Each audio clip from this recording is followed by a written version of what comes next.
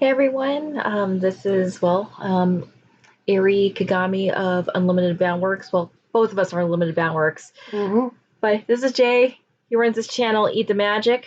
Hey everyone. We are back from Florida, and this was our first visit to Walt Disney World. We're still in the recovery stage. Like, you can see here, me here, I'm still just kind of wandering the house in my Hollywood Tower Terror robe. The Tower Hotel Road. Oh yeah, this is true. We're still kind of recovering, but we just still wanted to share with y'all just our experience at Walt Disney World. So you get to hear us childless millennials just talk about frolicking through Walt Disney World. Yep. So we actually kind of planned this trip on the last minute, kind of off the cuff, because around May, Disney, I saw this deal where you can get like rooms for like 25% off and one free quick service meal per night, depending how many people are in your party. So I'm like, hey, free food, discounted hotel rooms, can't say no to that. And it just happened to fall on a time when we had time off, and Southwest was also having some pretty sweet deals for the summer. So I was like, okay, let's go ahead and let's book this. So we ended up choosing Port Orleans Riverside. This was a hotel I was looking at for quite some time because I know they do get discounts with Dapper Day, and I was like, hey, this looks pretty nice. It was also recommended like this is a great place for like young couples to stay at. Because we were kind of thinking about doing like the value resorts, like the All Star Movies, All Star Sports, Art of Animation, but we kind of thought it would have been too kitschy for our taste. It's something we'd like to eventually do one of these days, just to say we've had that experience of staying at one of the value resorts. Because I kind of do want to stay at the All Star Movies because I like the 101 Dalmatians and the whole Fantasia motif it has. There's definitely some interesting options with the hotel lineup. Uh, I mean, we even stopped by the uh, Beach Hotel or whatever that one's called. Beach Club, which has its own beach. It's like its own sand. And when you walk through the lobby, I'm like, oh my God, I know I can't afford this. That's why it is one of the higher tier deluxe resorts. Yes. So you have a real range of things. I'm not entirely certain if I'm down with the cheese hotels. I think those are really meant for like, hey, you're bringing your 5-year-old, your 6-year-old, and they're gonna be like, oh my God, there's Woody, and there's. If you want to be at Disney, these hotels really will scream at you like you are at Disney. Here's a 40-foot statue of Woody and Pongo. Yeah, and I know they're gonna have that Star Wars one. That'll be a thing. Actually, I haven't heard much news on the Star Wars Boutique Hotel. I was actually looking up news on it, and there hasn't been any updates on it so far. Because they were making a huge deal out of that earlier this year and last year with, it's personalized experience, and we're only going to have like 100 rooms or whatever. Because I haven't even seen any announcements for taking reservations or any construction updates. Because for the most part, I just kind of been seeing the usual: is Galaxy's Edge a flop? Well, yeah, which is going to be a whole video in and of itself, and how to fix it. A more interesting video, because no one's ever doing the how to fix it thing without doing cliched answers. But it's not open in Florida, so let's not even talk too much about it. Anyway, so we ended up taking a flight via Southwest from LAX to Orlando. And the nice thing about booking through Disney is you get shuttle service to your hotel. So that was nice. We had Disney's Magical Express, and we also had the option of them picking up our luggages from baggage claim and taking them straight to our hotel. Now, you have an interesting story, Jared. Yeah, when I brought my bags in, the person at Southwest decided to remove the tag that marks me as going to a Disney hotel. Because they mail you your bag tags to identify, like, yeah, take me on this goes to Disney Express, and take our bags straight up to our hotel room once we've checked in. And we've noticed, like, when your bag was on the conveyor belt, and we're just kind of too tired because we took an early morning flight into Florida to notice that. But I'm like, okay, make sure when we land in Orlando to get the bag from baggage claim and just go straight to the shuttle buses. Mm-hmm. So we had a connecting flight out of Houston, and from Houston we were delayed because of rains in Florida. Yeah, So we were just late kind of for what, an like an hour and a half? hour-ish. Yeah, and that kind of put us getting to the resort later in the evening. I was kind of planning on like, hey, let's just kind of make this kind of like a resort evening where we can like just check out Disney Springs, probably go to Jocks in the evening. We eventually did go to Jocks, so Yep. we didn't end up hitting up our room until like 10 o'clock in the evening. Yeah. And even then, like, and even then, like, we wanted to grab dinner at the food court for the Riverside Mill or something like that. And what happened was we got at the tail end of service, and they're just giving away pizzas. So like, okay, it's on Mickey. Yeah, most of the areas were closed off of where they had the food options, and essentially, one section had leftover hot dogs and one section had leftover pizza. So it was like, Pizza or hot dogs, I your guess choice. I'll take a pizza. That sounds more filling. Later on, we did actually try because it is a hot dog covered with pulled pork, and it is huge. They should call it a hot dog. It is not a hot dog. It is basically a big ass sausage. And if I known it was a big, I was thinking like your standard, like this sized hot dog, and the bun. And I was like, well, that's not going to fill me up for dinner. If I known it was going to be like a foot long or whatever, and like you know, I would have gone and said, yeah, that'll do me better than pizza. But it was actually a flatbread pizza. It wasn't too bad. Um, just pepperoni, just kind of your standard, nothing. But when after a long flight, and that was a long flight, you had a delay.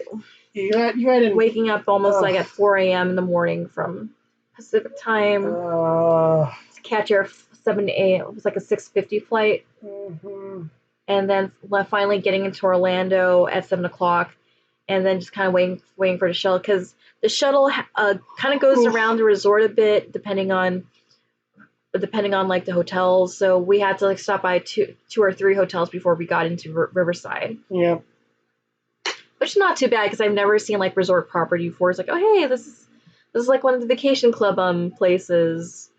The Riverside staff was really helpful though. Yes, and they also had this option like if you didn't want maid service, they would give you a gift card, $10 per night you were staying. So like that also helped us out too. It's like, hey, buy your souvenirs. Like, awesome, I'll do that. And yeah, the lobby was really nice. It's a really pretty hotel. I highly recommend it if you're our age, if you're childless millennials. It's a perfect hotel. There is a family section. They do have lodges. The Alligator Bayou. They do have that available if you do have if you're bringing some kids with you. There's still like a lot of activities for kids. So if you like want like a family friendly resort that doesn't have too much of the kitsch of the all-star resorts and you have like the extra money to spend, it's a beautiful piece of property. It really is. It has multiple pools. It has a fire pit for s'mores, a fishing hole, a nice river, hiking trails. Yeah, they have like this trail that goes around both Port Orleans resorts. So the Port Orleans Riverside also has a sister hotel, Port Orleans French Quarter, which is more designed towards like downtown New Orleans. Kind of like if you were to take Disneyland's New Orleans Square and turn that into a hotel experience, that would be it. For Riverside, it's like take the Haunted Mansion and like just kind of turn it into a resort type area. It's pretty awesome. And also, Tiana is kind of like the main face of Port Orleans Riverside because she appears on the pins. Louis appears on the shirts. There's also a Tiana shirt of Port Orleans Riverside, and there's also like the story because there's like the high tier rooms where it's Disney princess themed, and the story is this is where the Disney princesses go to stay when they want to visit Tiana. In a state that isn't Louisiana. I didn't look at any of the merch or anything like that, but I really did like the whole layout of everything. The room we were staying in was all the way on the other side of the property. We were in the Acadian house. But that did put us really close to the shuttles. So, when it's 10 o'clock and you're trying to walk to your room, or 9:30 or whatever it was when we finally got there, and you're trying to walk to your room in the dark and you're exhausted from a flight, Not the most fun experience in the world. However, every other day you woke up and you're just like, oh, we need to go to the parks. I only take that 2-minute walk to the shuttles. And it's nice because I have shuttle stops around the resort, so you don't have to like walk from the hotel to your hotel room all the way to the front desk to catch a shuttle. There was actually one right by where we were staying. Yeah, they have different side entrances have stops.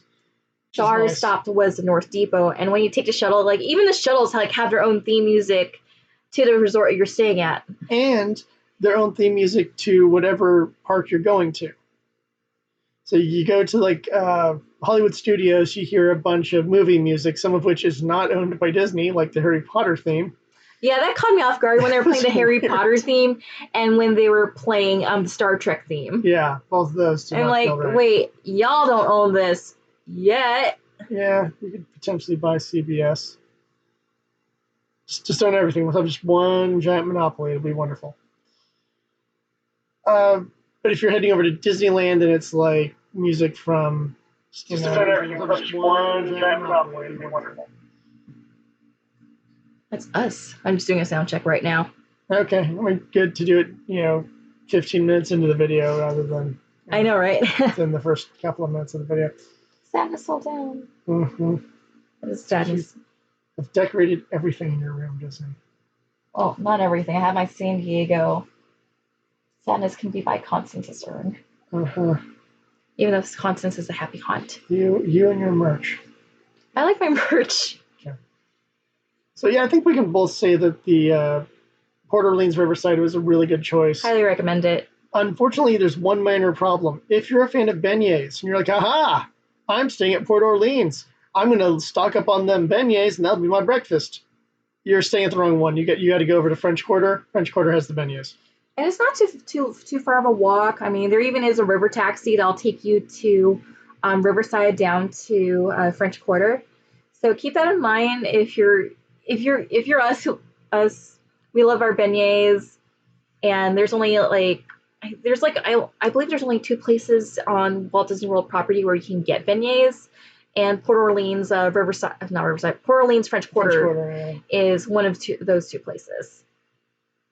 Spoiler for the show, we did not get any beignets. Sadly, it's like the room was in desperate need of them, and yet they did not appear.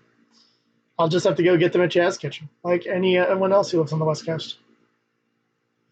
Anyway, so I guess we could just kind of break this down. Like, do you want to do day by day, park by park? Just do park by park. Okay. Do we want to cover? Let's cover Hollywood Studios first, because that's the first park we stepped in. Yeah, we can do that. Okay, Hollywood Studios. So just kind of give y'all some background in case this is your first time tuning into the Eat the Magic channel, where we're from Southern California. We are annual pass holders at Disneyland Park. We've been annual pass holders at Disneyland Resort for the past couple of years. Mm-hmm. I've been going to Disneyland since I was in single digits.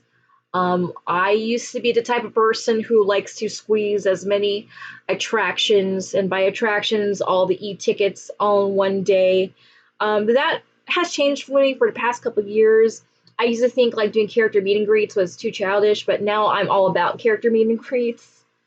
And I just in recent years, I just also got a love for like watching shows, watching street performers, and just kind of like just appreciating just little things in the park. I'm still a ride or die person, but I'm also, the older I get, the more I appreciate some of the more little things that spark joy and Disney magic. And I've been always kind of on the opposite side of things. I always thought it was always quality over quantity. And as much as I love certain rides, if I've already done them before, and as an AP person, I don't have to stress, oh no, I didn't do Space Mountain. Well, who cares? I've done Space Mountain 20 different times, probably more than that, probably only 20 times this year.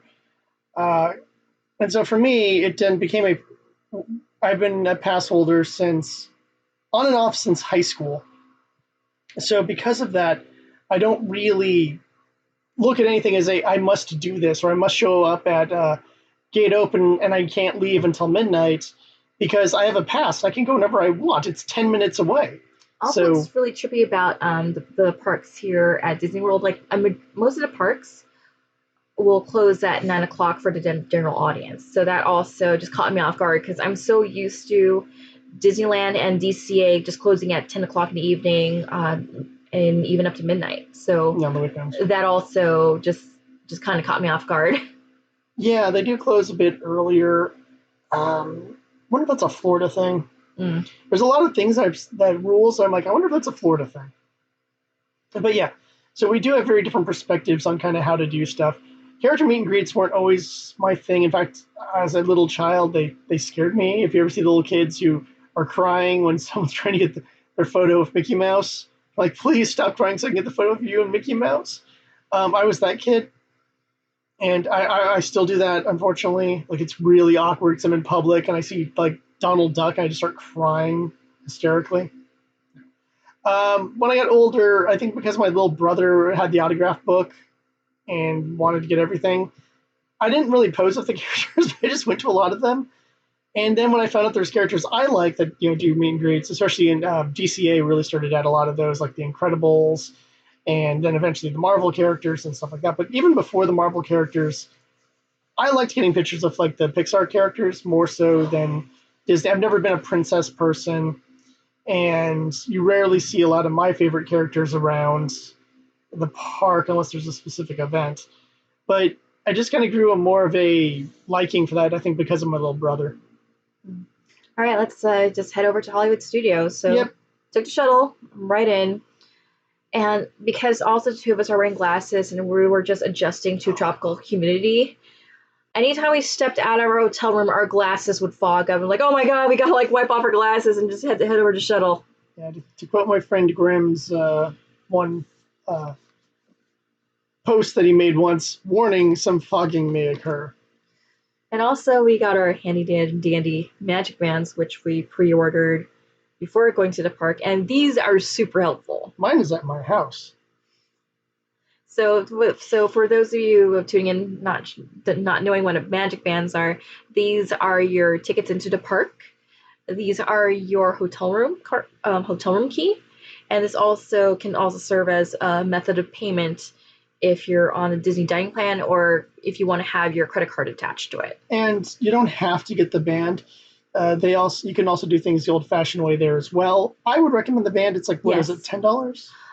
When you book online with Walt Disney World, you do get a complimentary magic band. It's like the plain color one, but if you want to be a little bit extra, they do give you discounts on like stylized magic bands. Yeah, they were like $10 or $15 or something. Yeah, it was like $10. Relatively inexpensive. So, and it was $20 between the two of us, and we got the snack themed one.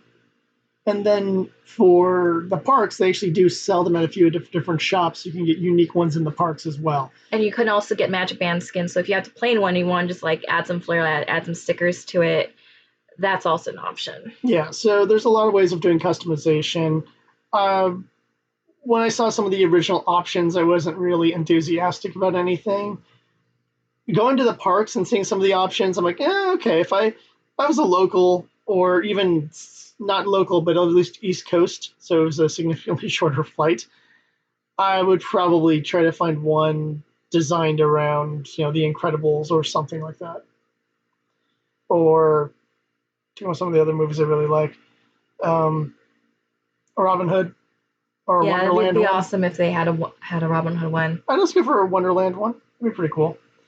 Yeah, or again, with when we get to Villains After Dark, if they had unique ones there. Yes, I was hoping that they would have like an after hours, a Villains After Hours themed one.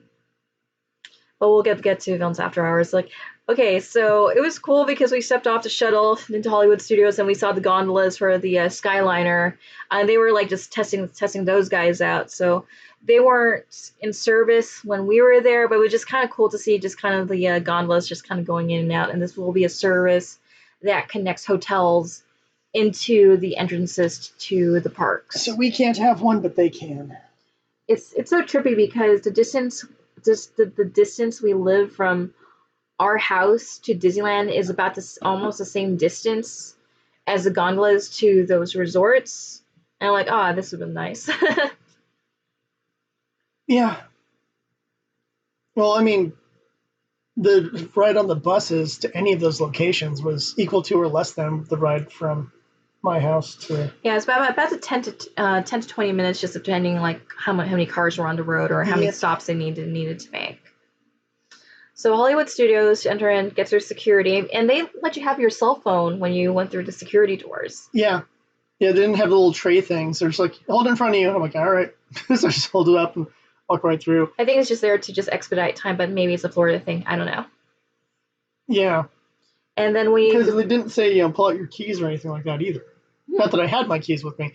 Because I decided that when I'd go to the parks, I'd just take my phone and then put my cards. I have one of those cases where you have the card slots. And that just became my way of having both wallet and phone as one handy dandy package, which is probably what I'm going to do as my general rule for theme parks from now on.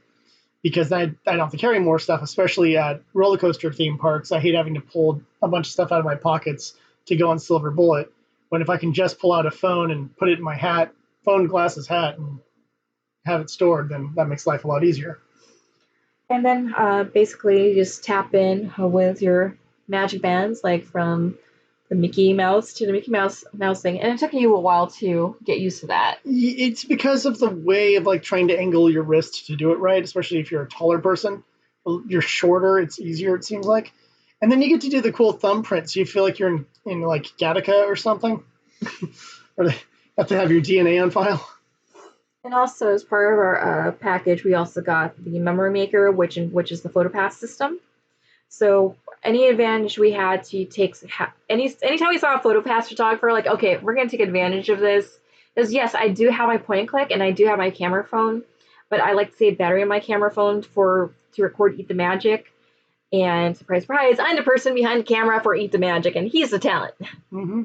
He's the eater of food. I'm the eater of food. And I thought it was a great service to just get like just have like a professional photographer just handle all your vacation photos. And also we got a lot more magic shots than we do in Anaheim. Yeah, that was a huge thing for you. For me, it was just like, another photo. Well, at least it's 10,000 degrees. So It's kind of cool because we also got a special Haunted Mansion 50th anniversary magic shot with the hitchhiking ghost. yeah, the little things like that were kind of nice. I'll admit that. And then the Villains Night stuff, when we get to that, had a few that I thought came out a lot pretty cool. Mm-hmm. So the first thing we did in Hollywood Studios was the Tower of Terror. Because you have to. We recently lost our Tower of Terror to the Guardians of the Galaxy, so I'm like, okay, we don't have a fast pass for this, but you know what? Let's do it. It's been a long time since we've done the Hollywood Tower of Terror. And Jared, your verdict on the Hollywood Tower of Terror? Superior to the West Coast one, easily. I still miss our tower, but I feel I've come full circle. I feel I can completely let it go because as long as this tower exists, I'm totally happy. Yeah, all the beginning stuff is basically the same. You walk into the hotel, having Rod Serling talk to you, even though it's not actually Rod Serling. It is Rod Serling, but he is dubbed over. Dubbed over with a very, very good impersonator whom we've met. We met when we have the autograph and we have a Tower of Terror like the bell ringy thingy.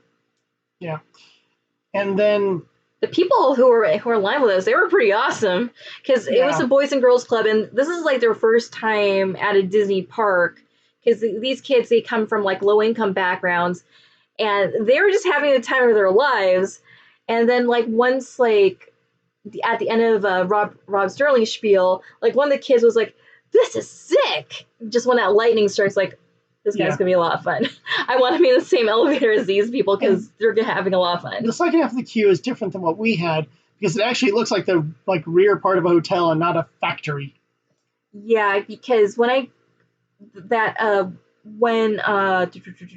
DCA tower, it looks, like you said, it looks more like a factory, which is why it's like it made an easy transition to Guardians of the Galaxy. Looks great for Guardians. Yeah, it looks great for Guardians, especially for Monsters After Dark when you have all those lights going on. Oh yeah, the emergency lights. I love that too. But it worked really well for Guardians because you could buy that the collector behind the facade of all the cages and everything would need power generators and conduits and all these things to keep his whole facility running. But here it looks like a legit the legit boiler room Yeah. from the 1910s, and you even see like just coal because everything had been coal powered by back then. I know this because SimCity. You had to choose your power factory. Yeah, power in first option back then is coal. Mm-hmm. If you're playing 2000 or 3000, you get that wind power pretty early on, but you got to build so many of those freaking things. It's not worth it. Just go for the pollution. Use coal. And then you go on the elevator again, like you've mentioned, like almost the same thing. But when you go through that fifth dimension sequence, I was like, this wasn't in Anaheim. Yeah, I'm not going to try to spoil it too much, but I think for anyone who might be considering whether or not they want to go, do it. Your opening part is still the same when you're in the elevator, but then you actually get to move like forward into the fifth dimension versus just, you see some ghosts and then you get to go up and down. It's you go forward and you're actually looking through like the hallways as if you're kind of walking down the hallways and seeing how the whole world itself is kind of metamorphosing. And then it goes dark, and then the ride as you would know it begins. So there's an extra little sequence in there. It's great, and we went on it. We went on it twice, and no regrets. I could go on it every single day of the trip, and I would be very happy. Same, and I had to stock up on Tower Terror merchandise, like this robe here, because they had the robes when it was still in California, but they had like the white robes and it actually said Tower of Terror, which is not what I would have wanted. I would have wanted like that one, the one that actually says the Tower Hotel. So I want it branded to the hotel, not to the ride. It'd be like if they had some Guardians merch, which they do have Guardians merch, but I want something to either Nowhere branded to Nowhere or the Taban collection. I don't want it branded to Mission Breakout, because to me it'd be cooler to have an object from like as if Taban actually has a gift shop in his tower. Yeah, what's really interesting. It's so out of character for him, and yet I love the concept of it. Yeah, one of the things I like about what I really liked about the Tower of Terror ride is like if you like Twilight Zone, because I think like I grew up watching the Twilight Zone when they had like marathons on CBS and TNT and Sci-Fi Channel. Mm-hmm. So I could like pick out like just some of the references like in the library and the lobby. And a cast member told me they had the original Talking Tina is in the gift shop. Yeah, it's right there, and there's a case, and you can look at it, and then you got to start quoting. I'm Talking Tina, and I don't like you. I think of Talking Tina. Talking Tina is more of a protector than a creepy doll. I'm Talking Tina, and I'm going to kill you. Yeah, she looks after good people. Yeah, the dad is kind of a jerk. He does watch that episode of Twilight Zone. It's one of my favorites. And then you're gonna go and go, oh my god, that episode of The Simpsons was parodying Talking Tina and not Child's Play. Mm-hmm. Which is what I learned when I resaw that episode when I got a little older, and I was like, oh my god, I'm an idiot. Yeah, it's one of my favorite creepy doll piece of media. They do a good job considering like the low level special effects they have available. They did a very good job with it. Mm-hmm. But yeah, this place is like fan service for like anyone who is hardcore into the Twilight Zone. Yeah, a lot of little references, and the ride itself is just so much better. And yes, I hope they keep onto this. I don't know how the rights work with this, but please don't turn it into anything else. As long as there's one tower that's operational themed to the Twilight Zone, I'm happy. I like how they do this building is so much better. I like how they have like a keep out sign, because it reminds me of like, okay, we're kind of like just sort of breaking into this abandoned building. It gives us an urban exploration vibe. Yes, that too. Because I kind of felt like when we had the Tower of Terror in California, the hotel was still operational. And it just happened to have like just random bellhops just that just kind of stuck around. This has a much more of a ghostly atmosphere. Yeah, the queue has a lot of overgrowth foliage, and I think the gates and stuff kind of look a little rusted and things like that. So they do make it look like this is an older hotel that you're kind of either exploring or sneaking into for whatever your personal reasons for adding that into that episode are, versus the one that we had looked like, oh yeah, it's just nice and well kept, and it just happens to be a haunted hotel. We're stumbling It's like into you're walking into the Hotel Figueroa. Yeah. or the Hotel Cecil. Mm-hmm. And you're just kind of going and going like, okay, I'm just going to get to my room, and oh my gosh, crazy elevator. But the other one is clearly not supposed to be a things are still running nicely. Yeah, there's And this. I feel it just really adds more to the narrative of the Tower of Terror. it seems to be implied in the Rod Serling opening that the hotel is like an abandoned hotel, and the Florida one seems like an abandoned hotel, while the California one did not seem like an abandoned hotel. Unless we're supposed to assume that all the bellhops are ghosts and stuff, and blah blah blah, which is sure fine. We could go that route too, but for narrative reasons, I think the Florida one works better as well. And I think the California one works really well as the Taban collection and Mission Breakout. All right, let's move on to other attractions. The other highlight was Rock and Roller Coaster. Which we also did twice. Yes, and we got fast passes for Rock and Roller Coaster. We've heard great things about it, and we've also heard that this might be on the chopping block come D23. Yeah. Because the rights to Aerosmith are about to close out. It's like, okay, let's check this out, see how it goes. And I just like how the cast members are just having so much fun in their role, because one of the cast members like, okay, don't remember to walk this way because you don't want to miss a thing. I'm like, I can play your game, cast member. I can reference Back in the Saddle, Toys in the Attic. I'll figure out a sentence for this. Mm-hmm. The problem is sometimes you're crying because you're crazy. It's only because you're living on the edge and you have too many toys in the attic. There you go. I am that good. So you get into this superstar limo, if you will. We did keep making those jokes. That is true. You get into your superstar limo, and then like you're kind of before you launch. Like I didn't know it was going to be like a fast launch. I was like, okay, I'm blind going into this. I've never seen any piece of ride footage. I've only seen theme park history videos on talking about Rock and Roller Coaster, and how they had the thing planned out before they even had a band attached, and got a band attached. Seems very last minute. Indeed. And I didn't know you were going to go through that 50 mile per hour launch, and it's super smooth.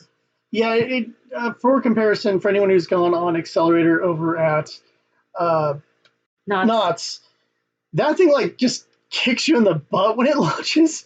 And now, granted, that's going at 80, not 50, but it's much smoother than that, because I think the hit hits 50 within about 6 seconds, versus I think Accelerator is supposed to hitting 80 within like 2.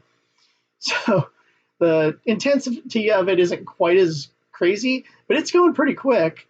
And you're almost immediately in a loop, which I did not know this was a loop coaster, because it's Disney, and I just don't expect loop coasters. And yeah.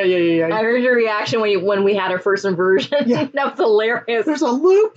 And I was just laughing my way through the whole ride. And plus, because again, we're from California, the roller coaster is themed after like just kind of like just going through the various California highways relating to Los Angeles. So it has a sign for the 5 freeway. It has a sign for the 10, the 405. I'm like, you barely avoid all these signs too, which is kind of how. I mean, it's very.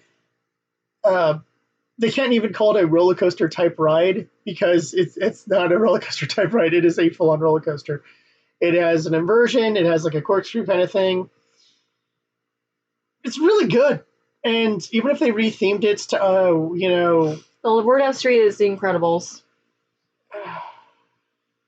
Yeah, I've heard that too. And I'm not sighing because I don't like the Incredicoaster. The Incredicoaster's fine.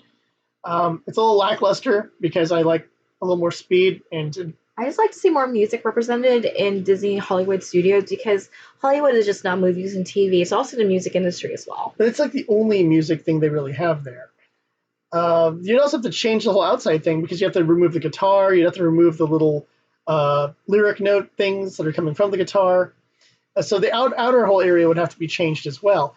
I could see them turning it more Pixar-y. I could see Hollywood Studios becoming East Coast DCA, and DCA slowly becoming West Coast Hollywood Studios. And we'll see at D23. But I would have difficulty choosing a band that has enough relevancy to be, like people go, oh, cool, it's such and such. And even now, I wonder how many parents have to explain to their kids who Aerosmith is.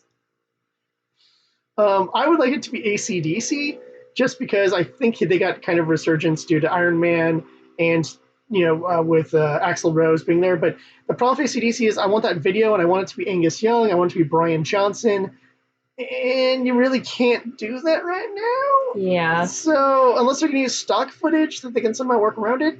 So here's my other band options: Spinal Tap. I'm down with that. I don't know why, but I need to hear Sex Farm while I'm being on a 50-mile-per-hour roller coaster. It's a sophisticated Two. Sex on farm. 2, we go like hip hop, and we go with say like Dr. Dre or something. Get some NWA up in there. I'm down with both of those options, and or some Biggie. He has a lot of songs about how good the East Coast is. So no, just saying. I don't know. I know Biggie Smalls hasn't been relevant since he died, but still, I'm just saying. And last but not least, Steel Panthers. I'm okay with Not that. super relevant, but freaking awesome. Look up any Steel Panthers song. I like the cover of Crossfire. The cover of Crossfire is great. They're an amazing band that does comedy metal, and I throw them there. Or if you really want to melt people's brains, Dragon Force. Yes, I'd be okay with that. No one would recognize the people in there. It's like, we're the band members of Dragon Force. Everyone's like, I've never heard of you. Oh, we rock. Just wait until you get on the coaster. Because I feel like you'd have to do a lot of redesign if you're going to switch it over to the Incredibles. And I understand the cost of trying to bring in a band. And again, we don't really have a really super relevant, super popular rock band right now. I know they tried to originally get the Rolling Stones and they wanted too much money. And again, it's that relevancy thing. They want to keep it with something that will last. If they make a 10-year contract, you don't want to put it together with some fly-by-night band that no one remembers 10 years later. Okay, so let's move on to Indiana Jones. Yeah. Otherwise, we could just go on about speculation for That's Rock and another Roller show. Coaster. Yeah. So yeah, the Indiana Jones Stunt Spectacular. I know you like your stunt shows, Jerry. So what do you think about this one? I was one of those ones where I'm like, okay, how's this going to work? Is this going to be super cheesy? And it isn't. It's actually really well done. Here's a few things. One, I just got really worried when they started asking for volunteers from the audience because I was like, oh, it's going to be one of those. Oh. But it actually goes a lot better than that. It begins with like your simple Indy going through a cave, trying to get a doodad thing and avoiding traps. Similar to the first part of Raiders of the Lost Ark. Yeah, similar to Raiders, but not exactly the Raiders opening. And then they go like, cut, and they start discussing like how stunt work works and what a stunt double does and the training they have to go through and how like the stunts he's actually doing in that opening are actually things that could hurt him if he made a mistake, which is kind of cool. And yeah, I mean, there's fire shooting up, there's little spikes coming out. There's a boulder that I think they said weighed 300 pounds. Yes. And it was made out of like fiberglass or whatever, but it's still 300 pounds of fiberglass. And that will hurt you. So I liked them kind of discussing that. Then they go to reenacting sequences from Cairo, which for some reason looks like Alexandria because it has the castle parapets and stuff like that. And I'm like, okay, whatever. It's not what Cairo looks like, but let's just roll with this. Or we can save it for when they change it to the Game of Thrones Stunt Spectacular. Please keep it indie. I like the Indiana Jones gift shop that they have there because they have indie merch, including merch for Jock's Hangar, which was the restaurant over in Disney Springs that's kind of themed to Indiana Jones, but very subtly themed. We'll get to that later. Get to it. So at that point, they're doing that, and they involve the people as extras in the background, and they have they bring in Marion's stunt double, and they're doing the scene, and they're explaining kind of like the different types of roles that stunt people do, and they even get the guy. They do the scene of the big mechanic and the airplane and all that. If you remember that scene, they do not conclude that scene because that would be very difficult to do. So I was even thinking that to myself, like, how are these going to yell cut before like stuff flies all over the place? Yeah, before it gets shredded. They do the sword dancer and Indy just shooting him and walking off. They do reenact that. Typhoid. So they do basically the greatest hits of Raiders of the Lost Ark, and they explain to you what an extra does. They explain to you what stunt people do. They explain to you what the set designers do and all that kind of stuff. So it's really cool. It is educational about the behind the scenes stuff on that, and they don't even try to pretend like, oh, this is Indiana Jones. What are you doing here? It's like, no, this is Ron or Steve or whatever his name was. His Harrison Ford's stunt double, and I'm like, oh, they even said Harrison Ford. They didn't say Indiana Jones's stunt double. It's Harrison. It's taking that illusion of the movie and saying this is how movies are made and doing it in a really cool sort of way, This is using a version of a movie that came out when most people in that audience weren't even born yet. Yeah, this is like one of the few things left in Hollywood studios that really talks about behind the scenes and the making of. They need more of that. And I really like the theming of Hollywood studios. It's the Hollywood that people dream of and think about when they think of like movie magic. It's not like the real Hollywood, because the real Hollywood sucks. It's the Hollywood my grandparents would have gone to, and not the CD one my dad performed in. Because you and I, we were just on Hollywood not too long ago for the Kingdom Hearts concert, and we had to go through the Chinese theater, and that place was sardine with people, and also you had the scent of like hot dog carts permeating. And urine.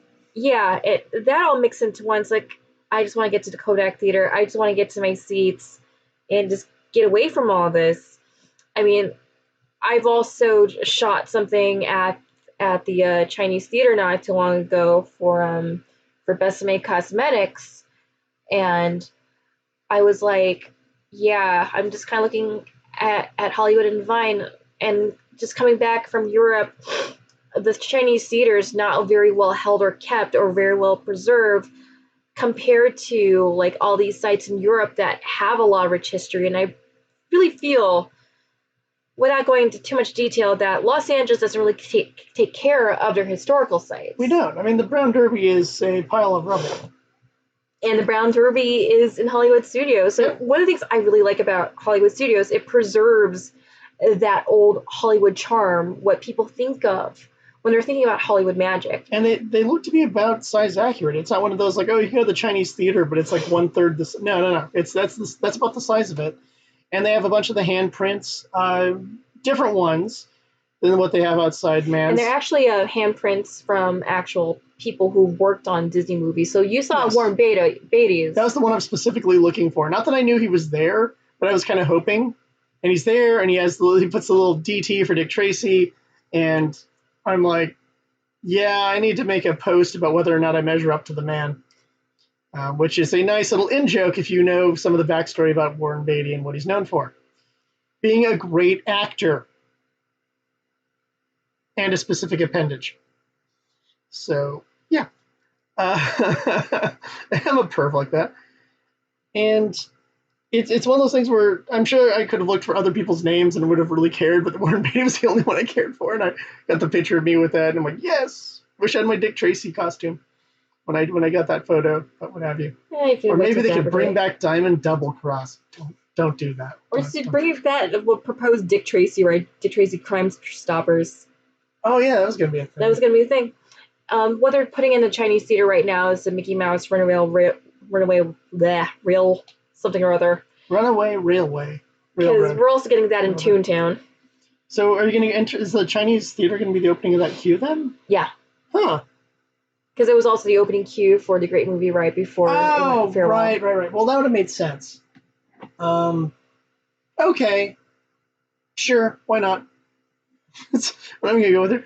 I know so little about that ride, and then they've delayed the construction because 2 lands cost way too much money. And one thing I'll say about Hollywood studios, if I were to go to Dapper Day in Florida, this is one of the places where I would like to get some photos done, just kind of get some old Hollywood glamour realness done. And also, it's my favorite place for theme dining, because I really like the 50s Primetime Cafe. I really like the Sci-Fi Diner. You thought that 50s Primetime Cafe was going to be like another Flo's. Yeah, that's what I was like, just expecting it to be like Flo's. And it's stylized like as if you're going into someone's house. slash restaurant. It's kind of a little hybrid of those things Well, it feels like, yeah, you're going because of the bar home. section. Like, yeah, you're going home, and mom is serving you food. Like, hey, do you want Aunt Liz's fried chicken? Which is what you That's what I had, got, yeah. and I had the crab cake because, like, I'm feeling kind of like crab cake today. I kind of feel like seafood today. And also, it's like, yeah, you can wait over it in Pa's den, and that's like the waiting room area. So it's like stylized like Got a little TV a den going type with thing. an old tiny 13-inch black and white TV. And then the decor is very 1950s. So you even have like tiki. You even have like tiki decorations in there too. And when you did your Eat the Magic intro and outro, you were like in the kitchen area of the waiting zone.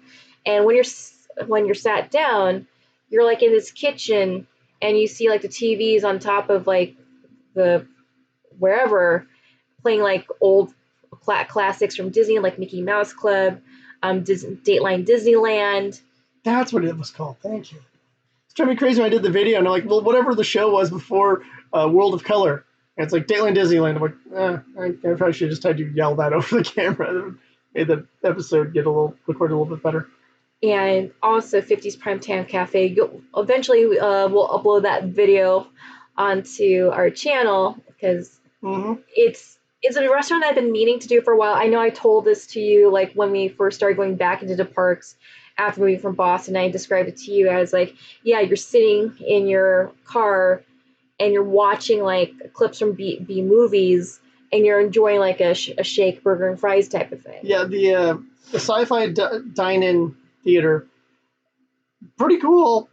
They have this car stylized booths. Yeah, they have a screen going on showing you trailers for various movies and a couple of shorts in there. I wish there's kind of a few more shorts. I wish they could expand it a bit more. Yeah, I kind of wish they had like, because the loop is like goes on for an hour, but I feel like I'd like to see more content on there because I honestly, between the heat and just looking at all these clips, I could have been there for hours just watching all these B movies and these shorts that were relevant to. I honestly think I just have had more of the little animation things. A few extra trailers would be nice, but a lot of the trailers, as I noticed even watching those, like a lot of the 50s sci-fi trailers really blend in. They go by the following thing. They came from outer space, searching for our insert gender. And now they're going to conquer us all and make us slaves. So, for example, like Catwomen from the Moon, basically the Catwomen have an insatiable lust for human men and death. So they're coming to conquer Earth and steal all the men and murder everyone else, which I guess would be women and children. And I guess one of them falls in love with a human, but she doesn't have cat ears, so it really irritates me. I'm like, no, you should have Nekomimi. This is bullcrap. Catwoman from the Moon. No, you're not. You have a Nekomimi and a tail to be a Catwoman. Yeah, otherwise, even Selena Kyle has Nekomimi and a tail. Otherwise, there's a couple other restaurants I'd like to check out on future visits to Disney World. I really want to try the Brown Derby. It is like one of the more pricier restaurants, Oh, but I'm sure. just to like say like, yeah, I've been to the Brown Derby, or at least some sort of replica of it, just kind of just wearing. Yeah, I'm gonna like 1930s clothes. Schmancy. Yeah. I have a lot of 1930s clothes. I got this. That'd be fun for like a group too. If we had any friends out there who'd be down for it. Yeah. If you'd be down for it, mention that in the comments. Well, the twins used to live in Florida, so I know they go back there. Or I think they do. Or they went to school in Florida? Something. One of our... Oh, yeah, we have friends who do go down there. It's just we need to coordinate everyone together in some sort of coordination blob. Anywho, any final thoughts on Hollywood Studios, Jared? It's pretty good. It feels like it has a lot of space and not a lot to offer, I'm going to be honest.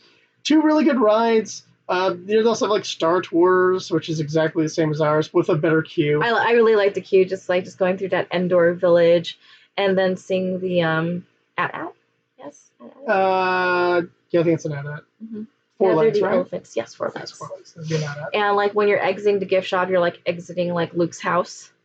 Yeah, it looks very much like that. It has some of the Star Wars merch there, more so than Tars does, and it's all original trilogy stuff. Although I will admit, as cheesy as it is, I do like the "Where you at" shirt. That was just stupid enough for me to go like, I kind of like that stupid shirt. This is the Ed Walker, and it just goes, where are you at? Where are you at? And I'm like, it's so stupid, but it it almost full circles for me. I gotta admit it. It's like one of the rare pieces of Star Wars merch that I'm like, that's dumb enough for me to like it. So yeah, that was our time at Hollywood Studios. Oh, is that the one of Toy Story Land, or is that some other yes, place? it's the one with Toy Story Land. It's like Andy's backyard, and he has like his toys spilled all over the place. Yeah, it's okay. It's crowded. I didn't really have time to take in to appreciate it. It was hot and crowded. I was like, you know what, I can do without this. I can do without Slinky Dog Dash. Yeah, it looks like a standard no loop coaster. It's probably quick. It's probably fine. It looks like Gadgets to Go coaster actually in a lot of ways. I really like the theming because again, like just being a toy and just using like just toy parts and just seeing it in like adults as like an adult. Yeah, you'll see the background. There'll be Uno cards stacked up. There'll be erector sets. There'll be blocks. I will assume Mega Blocks as they kind of get the rights to Legos as well. And I do like that. I do appreciate the theming of it. It's just like it's the same Toy Story Midway Mania we have, just a different looking queue, a better looking queue. I actually like the house. I like our house better than the toys and little boxes and stuff. Although I like the fact that they actually have like the instructions for the playset on the walls, and I'm like, oh, that's kind of clever. But for the most part, yeah, Toy Story Land wasn't all that impressive to me. Yeah, I really wanted to see more of it, but it was just too crowded. But this is all like the little kids play zone too. Yeah, it also has a little kids play zone thing. So it's usually where families would take like younger kids to do all like the young kids kiddie stuff there. God, I made a stupid joke about the play zone. What the hell was it called? It's a stupid name. I made fun of it. Whatever. Anyway, moving on. So should we talk about Villains After Hours? If we're gonna do that, we may as well just talk Magic Kingdom in total. I was gonna save that. I was gonna move on to Animal Kingdom. Okay, we can move on to Animal Kingdom. Animal Kingdom is the park I was least excited for, and it has its moments. I really liked Animal Kingdom. It's one of those parks where I wish we had like an extra day to see more of it because it's really a park. It's a park that's meant to be explored. It really is. There's parts of it that are really good and parts of it that are Dinosaur USA, and that needs to get like bulldozed. Yeah, I could do without the dinosaur theme of Dino Land USA. The current rumor is it's going to be Zootopia Land, but I'd also be down for it being like Duckburg.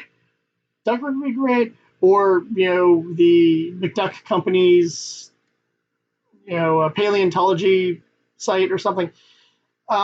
Here's the thing is knowing the backstory that could have been a fantasy themed land of dragons and stuff.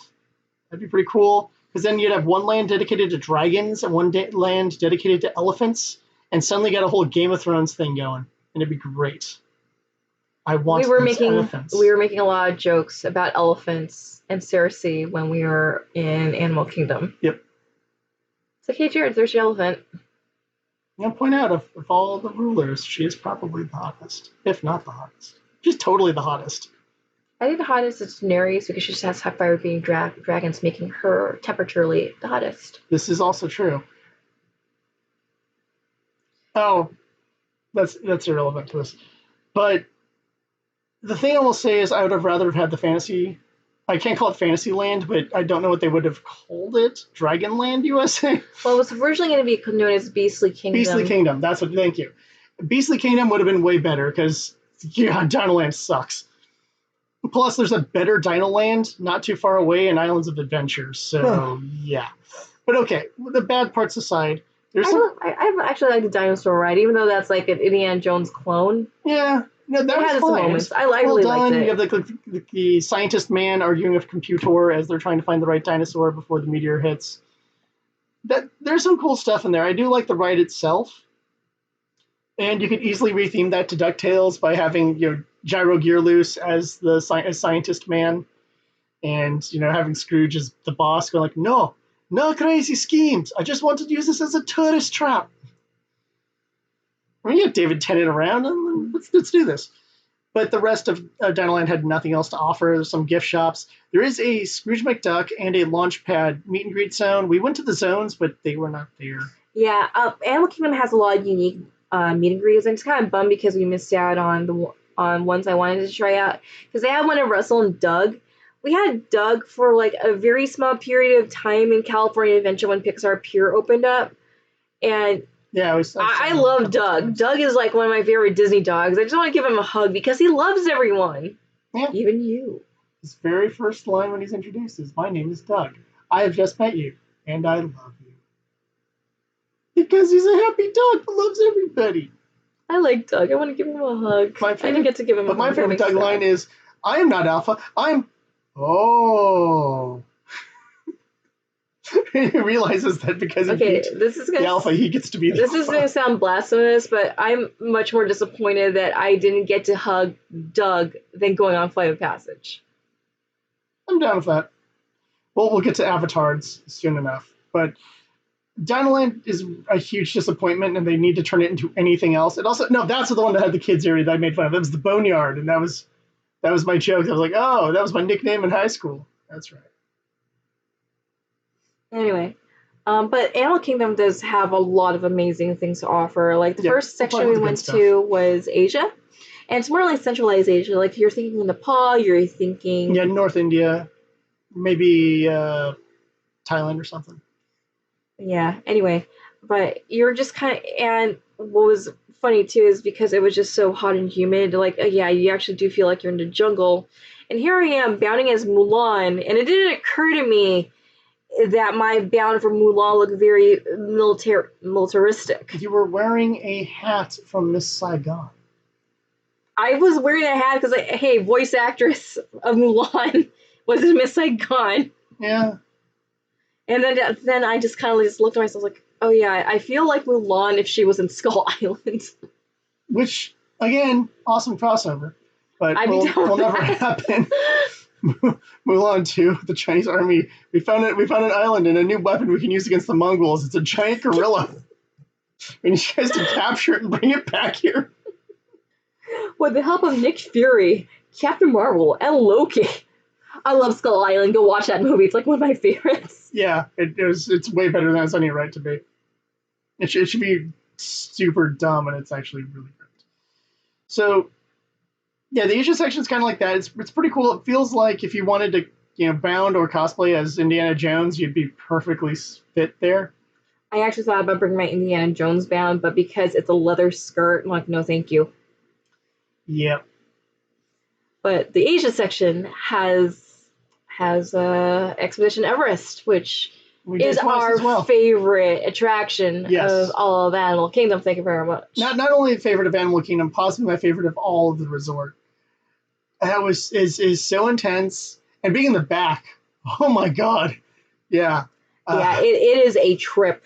But let me tell you about the queue, because we did the Fast Pass and we also did Standby. Mm-hmm. Now, we did Standby while Rivers of Light was going on. And usually our strategy, because we're not really into like nighttime show type things, is like we like to go on the e-tickets when there's a show going on. So it was like a 10-minute wait to get on Expedition Everest, like at the tail end of the evening. Yeah, and pro tip for people on the West Coast, great time to hit Space Mountain or Matterhorn. Matterhorn's actually pretty awesome during the fireworks. Yes, I agree. And then we go on. So there's 2 different queues, and you have 2 different queue experiences. And they take you into like these different museums and displays, and they show artifacts of people who have actually been climbing to Everest. And they also talk about the nature, the wildlife of Everest, the flora and fauna, tiger feces. And have like warnings about the Yeti. And you have that shrine dedicated to the Yeti, because that's your main antagonist in this. Yep. And I was just, you're like, why are these people worshipping the Yeti when it kills people? I think the idea is try to make him happy so he doesn't kill people. I think that's the plan. Yeti's or the Yeti. You can be like me, that like once we hear the roar, I go, it's the Yeti! Because WCW was part of my childhood. So you board on this steam train onto Everest, and you were thinking it was going to be Big Thunder Mountain. But Himalayas. If you're familiar with Knott's Berry Farm with Ghost Rider, it has like the same intensity, force, and also the same kind of lift because you're really going high up there. Like You see that lift on the outside of Everest. Like, you think that's going to be your first lift. No, that's your That's your second second lift. lift. You get a first lift, and then you do a little kind of thing like, okay, I get it. We're Big Thunder Mountain. No, we're going 15 miles an hour. However, shall I? This is really long. This is really high. This is what was kind of another like little bit of Big Thundery, like left and right. Oh man, how's the rails are all destroyed. You hear the Yeti roar, and you get launched backwards. You're like, whoa!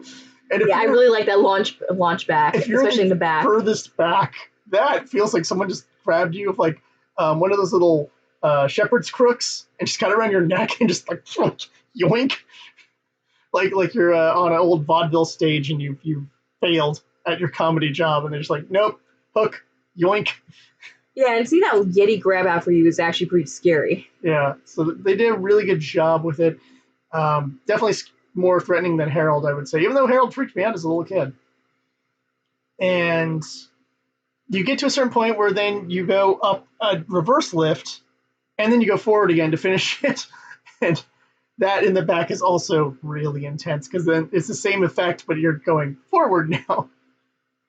So yeah, And Expedition yes, Everest amazing. highly recommends. And if you go through the fast pass queue, it's more like a welcome wealthy tourists kind of a thing, and I like that. It's just like they divided the queue with two different stories. They kind of play out based on what side you're on.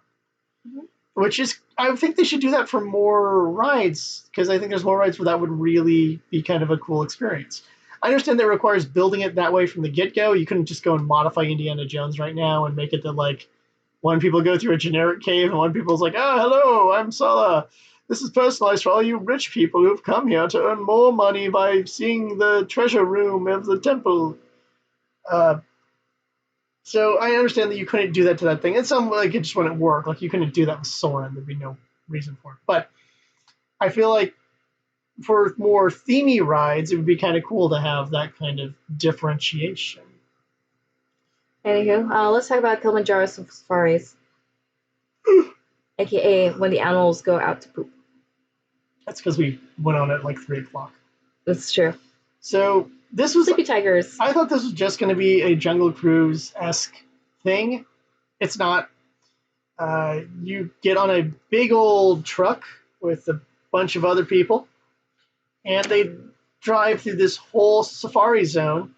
You are not given any kind of safari balls, which I think is a ripoff. I should be given, I believe it is 50 safari balls when you enter. So I feel like I should have been given 50 safari balls and given a chance to catch some of these animals. Which one would you gone for? A giraffe? A giraffe for sure. You need a giraffe. Would you gone for the emu? No. Would have tried those lions. They're sleeping, so they're already like easier to catch because they have a status ailment active. Maybe one of those alligators or crocodiles, whatever they were. Those guys seem pretty legit.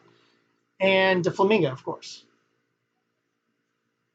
Even though they weren't like the bright pink ones, they're like the lighter ones because of the region they're from. Anywho, so also in Africa, in the Africa section, we went to Tusker House for food. We'll post a video on it later, but it is my favorite character dining experience ever. I'm going to probably agree with that one, just because the food was so unique. And I got to have plantains for the first time, which taste kind of like mango, and therefore I like them. And I have a soft spot for like adventure style outfits. So you had like Donald Duck in a pith helmet. You had Donald had like that more fancier naval. I can't call it a Navy uniform, but it was like it's a Ranger uniform. So it was like green, and then Daisy had a very stylized Jungle Cruise Explorer type outfit, and then you had Mickey has the more traditional like Stanley searching for Dr. Livingston outfit. No one gets that reference. I don't even know why I referenced Stanley in the Search for Dr. Livingston. No one even got that. I'm going somewhere else. And the whole like place is themed as like a safari like orientation zone. So you're like in this old building, and they have food from Africa, India, Morocco, a whole variety of like food that you never would like.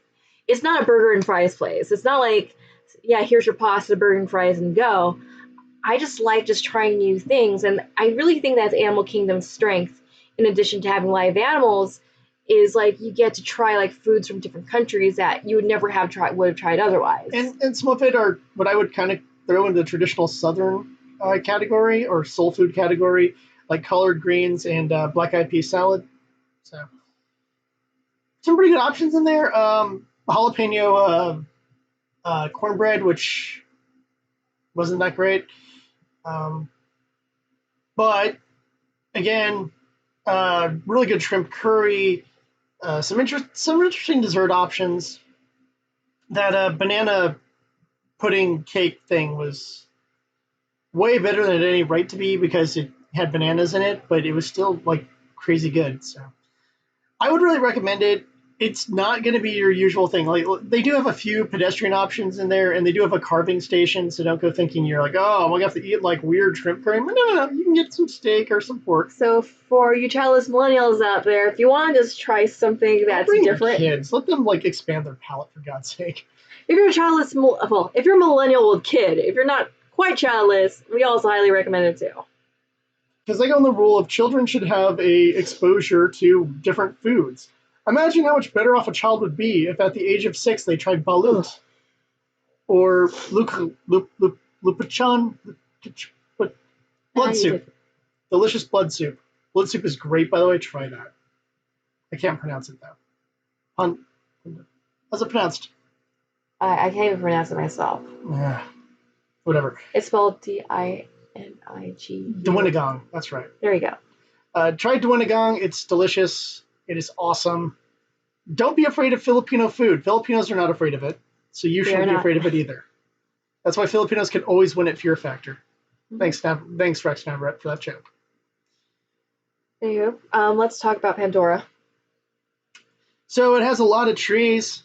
Rocks and trees. Trees and rocks.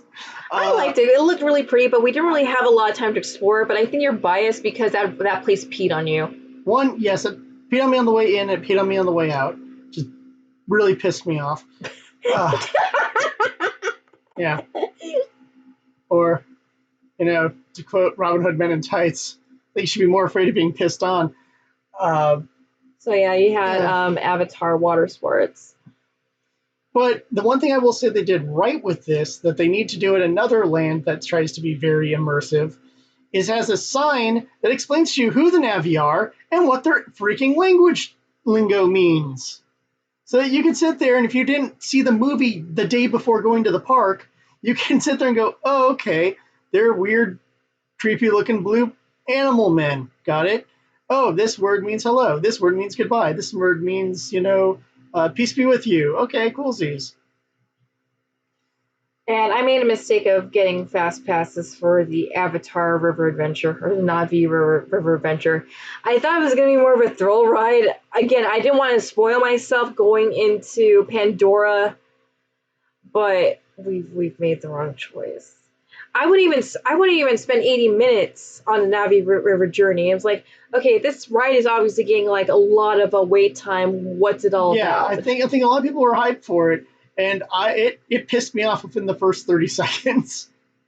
And it pissed me off at the end when I'm like, wait, where's my Pirates of the Caribbean drop? Where's my anything? Because I thought at some point, like, the humans were going to, like, attack or something. And, like, oh, by the way, your peaceful ride has been interrupted by humans. I mean, look. By man. This is an environmental lesson towards the end. Yeah, I just want to put this into comparison. The Great Movie Ride, which has been shut down, had a segment where a mobster would hijack your vehicle and go into a completely different section of movies.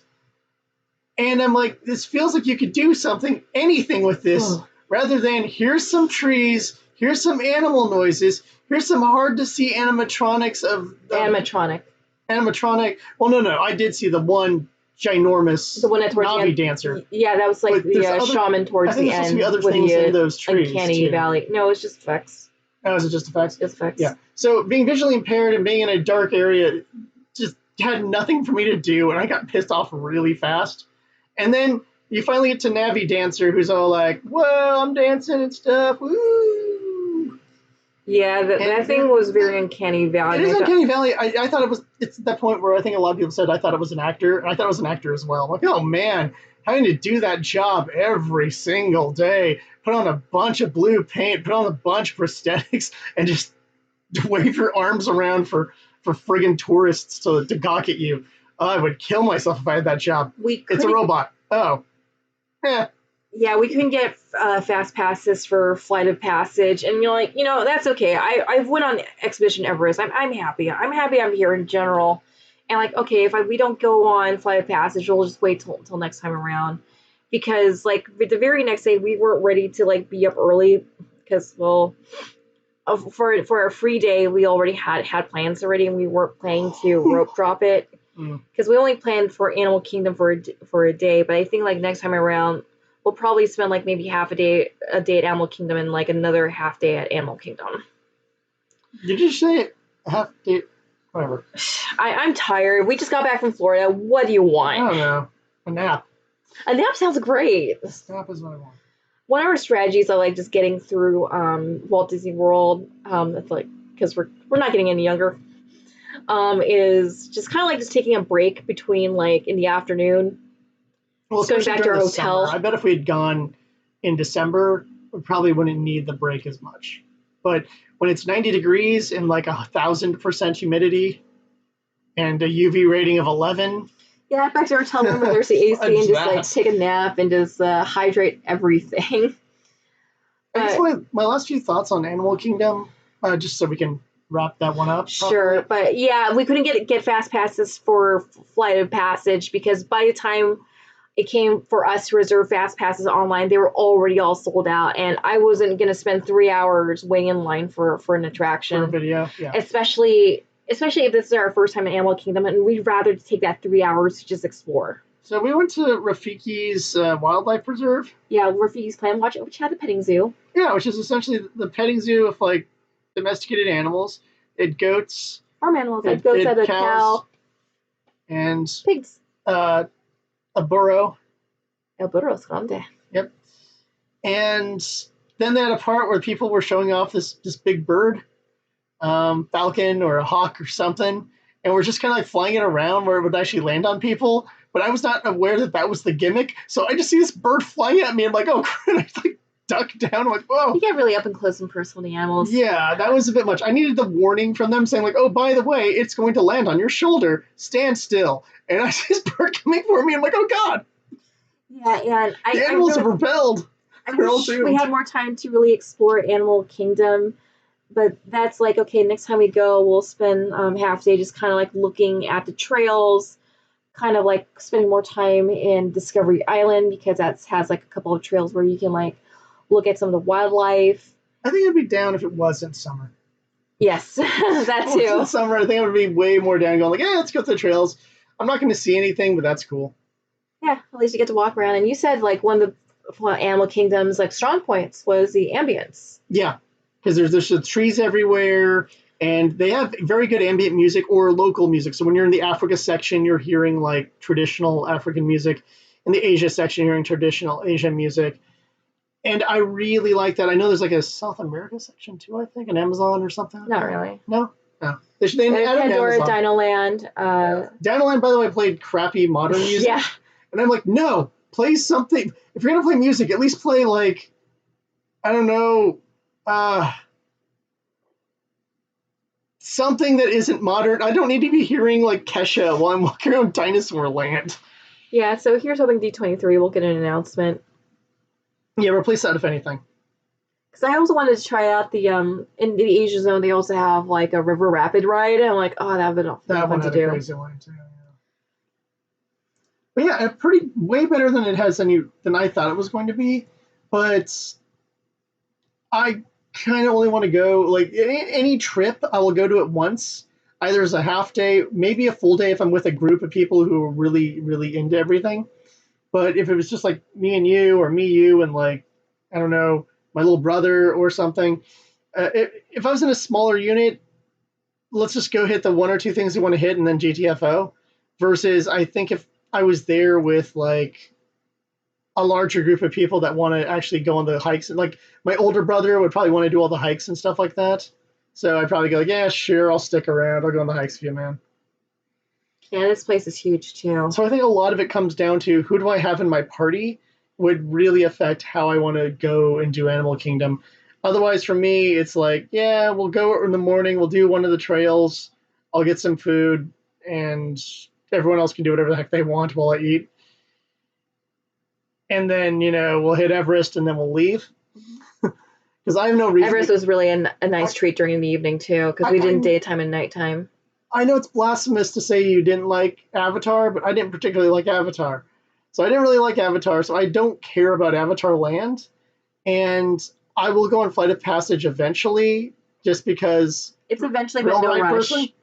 I'm a thrill ride person. I'll do a thrill ride based on a franchise I don't care about, because it's a thrill ride. We just wanted to spend, if we're going to, spend, 2 or 3 hours in Animal Kingdom into a park we've never been before, we'd rather spend that, exploring around. So we just really wanted to use our time wisely on our first visit. So I think with Animal Kingdom, your mileage will vary based on how much you like to look at animals.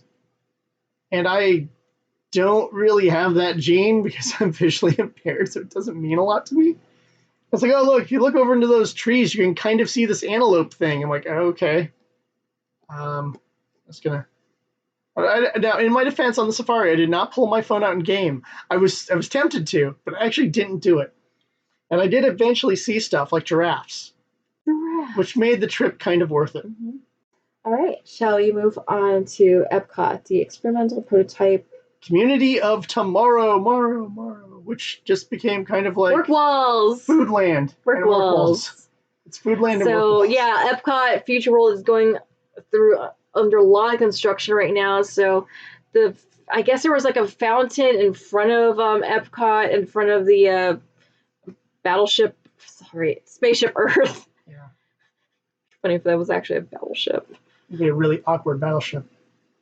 Although I would say that it's, they do have spherical ships as well. That's true. They primarily use cubes, though. But yes, they do have spherical ships. I was going to go in a different direction of talking about how that is no ship. That's a space station. This is true. The whole plan from the get-go was to have Star Wars before it was ever created in 1971. So we did Epcot twice during our visit to Walt Disney World. We did the main entrance, and we also did the entrance through the International Gateway, which is through the Beach Club Resort. So if you're going to Epcot for, say, Food and Wine Festival, or if you want to just focus on the World Showcase, which is what I was really hyped for. That was where we spent most of our time, yeah. Mm-hmm. Because the World Showcase is about a mile and a half long. And I was surprised how huge Epcot is, because I thought it was going to be a small park kind of in the same vein as California Adventure. That is how it seems to be described by people. And I'm like, no, this is you could fit 3 California Adventures. Probably more than that. In Epcot. Well, California Adventure is 70-ish acres. Epcot is 300. Oh. Yeah. So, okay, so Future World. Actually, it would be 4 then, because 4 times 7 is 28. So there you go. So anyway, 4 California Adventures math. in one park. And yeah, it's big. And you don't even realize how much you're walking until after a certain point you're like, oh God, how long have we been walking? I think we just need to sit down, get some green iced tea and some raw meh. Yeah, that was not worth. Okay, so in my defense, I just needed to pick me up, and Jared didn't want to eat before going on mission space. So because everyone feels it up as the throw up a coaster, and I was like, well, I'm usually strong at that, but I don't want to take the risk.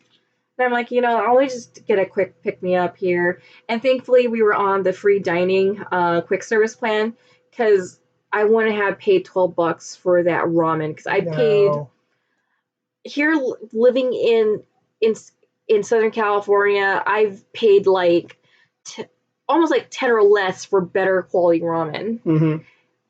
And Shinsengumi, unpopular opinion, I don't care for Shinsengumi.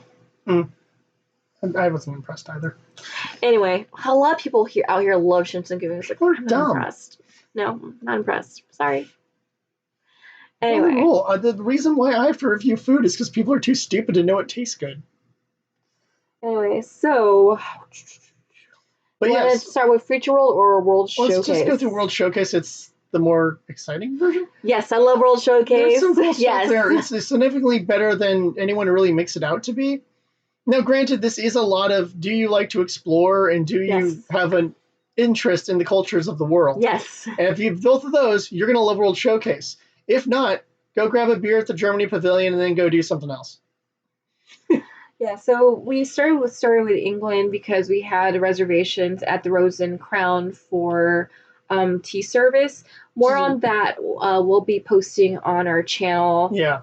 So it's if you're into afternoon tea, this is going to be a completely different experience. It's an educational experience, so you get to appreciate what they're serving to you. Because I've done tea service at the Disneyland Resort on more than one occasion. They just hand you the tea, you go and nom. Here they give you the tea, they give you the history of the tea and the relevance of each snack that they bring to you. So it's a lesson in itself, and it's $35 per person, and I paid like twice that amount for a single person for a afternoon tea at the Disneyland Resort. And this is a lot of stuff. It's 4 different flavors of tea, a big glass of iced tea with your meal, a 3 sandwich meal, or for me, 2 sandwiches and a bowl of fruit, because one of the sandwiches is like onion jam mixed with onions, while with onion bread for the queen. And I'm like, well, you know what? This is why we rebelled against you. But yeah, highly recommend it if you're really into afternoon tea as well. And also, so just time wise, so how much time you have to carve out of your morning. These usually start at 9:50 a.m. and they go until, well, we got out of there like around like 11:20, 11:30. So it does take a bit of time, but it's so worth it. Yeah, well, again, it's 4 types of tea, it's sandwiches, and it's desserts and an education lesson. And the cook will give you the recipe for the sandwiches. So that's also pretty awesome. So I can make a onion on onion on onion sandwich for the queen. That's why we rebelled against you people. Mm-hmm. Yeah, let's see. What else is there? We also checked out France, which has a lot of cool little knickknacks, and I got an apron there because I needed a new apron. Because when you're the house guy, you gotta have the apron. And you'll be wearing that apron on whatchamacallit, on your house husbando J when you're cooking stuff and things. Yes. Right now it is currently on top of some of my DVDs. So give him some recipe ideas so he can start. Oh, I still need to do the one that Teddy Pixels or whatever scribbles. Teddy Pixels. Pixels. I did get it right the first time. Good. We do still have to go through those. I feel bad about not having done those. That donation was a while ago, and it's just like was Expo, and then it was the avalanche of stuff that happened in July on a personal level, followed by then trip to Disney World, followed by a soon-to-be D23, and I'm like, I don't have the time to make these. I want to, and I feel bad. I should have brought the apron. We could have just done it tomorrow or Sunday or whatever. There would have been a day to do that, but now it's just like it's just going to get delayed and delayed and delayed, and I feel bad because I want to make the donation stuff. I want to fulfill requests. Man, summer is way too busy for me. I know, right? Everyone That's why this is our do nothing weekend. Message me in like November. Things are a lot more chill. Okay. So France is pretty cool. Like we decided like just kind of get some AC. We saw the movie about France. That's done in one of those giants, like almost but not quite circle vision theaters. Yeah, just looking at the shops was pretty cute too. I got to use my French. Like 4 years of French finally paid off. And I also like the fact that the lines for character meet and greets are shorter at Epcot. I got to do a selfie with Princess Aurora. I was browning over Aurora that day. And then you and we got selfies with Alice because she also had her own meet and greet zone. And I get this feeling that she was like a legit British person because they had legit British people there in the England zone, which is pretty cool. Mm-hmm. And let's see, and only because I just recently saw the Love Live movie, Love Live Sunshine. For those of you who don't know Love Live, let me just quick summary of the of kind of what I did was I was like, hey, we're 9 girls who are pop stars. Oh wait, it's our summer vacation. Let's go to Italy. We're going to Italy. And wear heavy clothes. It's hot and humid, kind of like Florida. And then I'm just like, it's on the Mediterranean, a place known for its humidity. So I'm like, okay, I'm gonna do some like stupid idol poses here, where I'm like just like dying in like this pink dress, pinup dress, but like worth it. My whole idea was doing like Princess Aurora in this like Roman holiday inspired dress. So just kind of going through all the countries as Aurora. And What was I wearing that day? I mean, later. You're kind of casual, Prince Philip. No, I was not doing Prince Philip. I was going. Oh, it's right. I went as John Carter because Mission Space and going to Mars. Yeah, and I was like, I'm going to be John Carter of Mars, and I'm going to Mars. Yeah, Germany was pretty fun too. We kind of took a peek inside the beer garden because we thought about doing the beer garden, but we had so many food reservations already set and ready to go. But we ended up having the bratwurst, and you had the Pilsner. Yeah, the Beck's Pilsner, which was really good, very smooth. My thing of the beer garden is I hope it's done similar to the Rose and Crown tea thing, except for just beer, with like, okay, this is a lager. It was created in there actually is a beer tasting area of Germany. Beck's Stansmitz, and he created it in his basement, and they became super popular. So take the sip of that, yeah? We'll have to do the beer tasting in Germany next time we're there, because there's actually a section for that. I just want the history. I want the beer too, but I want the history of the beer. Well, yeah, you're also getting history and the beer. Because that matters to me. Because there was also wine tasting in France. Various things. But that was an additional cost. Like, oh, I thought this was like free wine tasting. Like, and then I learned like, oh, there's one for beer in Germany. It's like, okay, we're doing that next time around. I would never imagine it being a free wine tasting. I've never heard of that in anything. We used to live by this one wine cellar that did free wine tasting like once a month. What? This is when I was living in Roslindale. Oh, I was not living in Roslindale.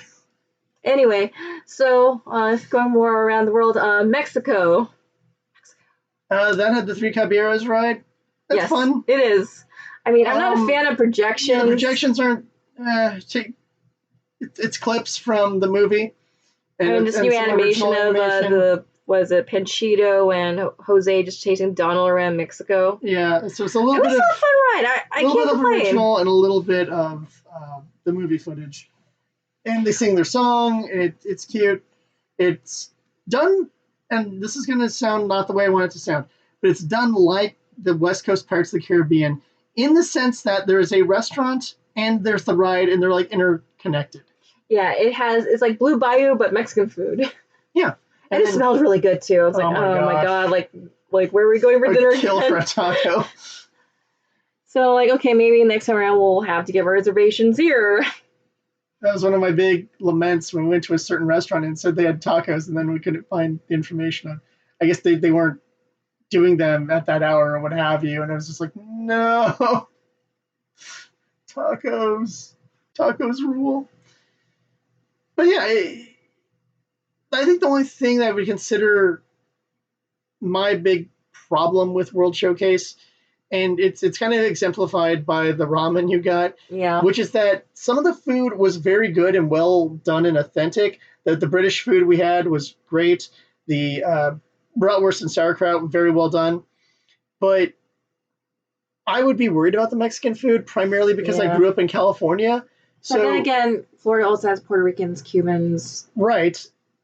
Just because they are part Spanish does not make it that they make the same food. Cuban food is different, and Puerto Rican food is different than what came out of Mexico. Well, look, to an extent, the Filipinos would fall in that category. And Filipino food is drastically different outside of adobo than anything else the other Spanish cultures made. So there would be a difference there, and I'm not saying it's bad. I'm just saying because it smelled really good. So I'm hoping it would be good. I'll probably have to like read some reviews. I'd just be a little nervous about it. Have to say about word of mouth because from actual people who are of Mexican descent. Because I rather trust their opinion than some rando tourist who is not of that culture. Well, or if they're California born, just because you would have had so much Mexican food at this point. I mean, most people live in California have had a ton of Mexican food even by the age of like 5. Because, tacos are everywhere and they're delicious. But, yeah, I think my only thing is to just, if you're looking for authenticity, it might be a little hit and miss. That's the one thing I kind of learned from it. And that's always kind of sad because the last thing you want is like, oh man, I'm so hungry for tacos. And then you have a taco and you're like, oh, okay. It was a taco, yeah, but no, I didn't have the tacos, so I can't to review that. And I refuse to review something I haven't put in my mouth yet, except for, anything with green apple or banana in it, in which case I can review them ahead of time. Okay, but otherwise, Future Roll, I'm not Future Roll. Roll Showcase was a lot of fun. There's some cool stuff there for sure. It's a great place to take selfies too. We didn't get to do Maelstrom because it was shut down, I believe. Frozen Maelstrom. It was shut down like on the first day we went for repairs. It looks like it was open like the second time we went around, but like the second time we went around, it was like more for like souvenir shopping and for food. Yeah, we had to get stuff for our families. And then Jared, Mission Space. Let's move on to Future World. Okay, well, before we get that, let's go to the extremely exciting Spaceship Earth. Don't go on that ever. Okay, I appreciate its concept. I just think like the end part could use a huge redo.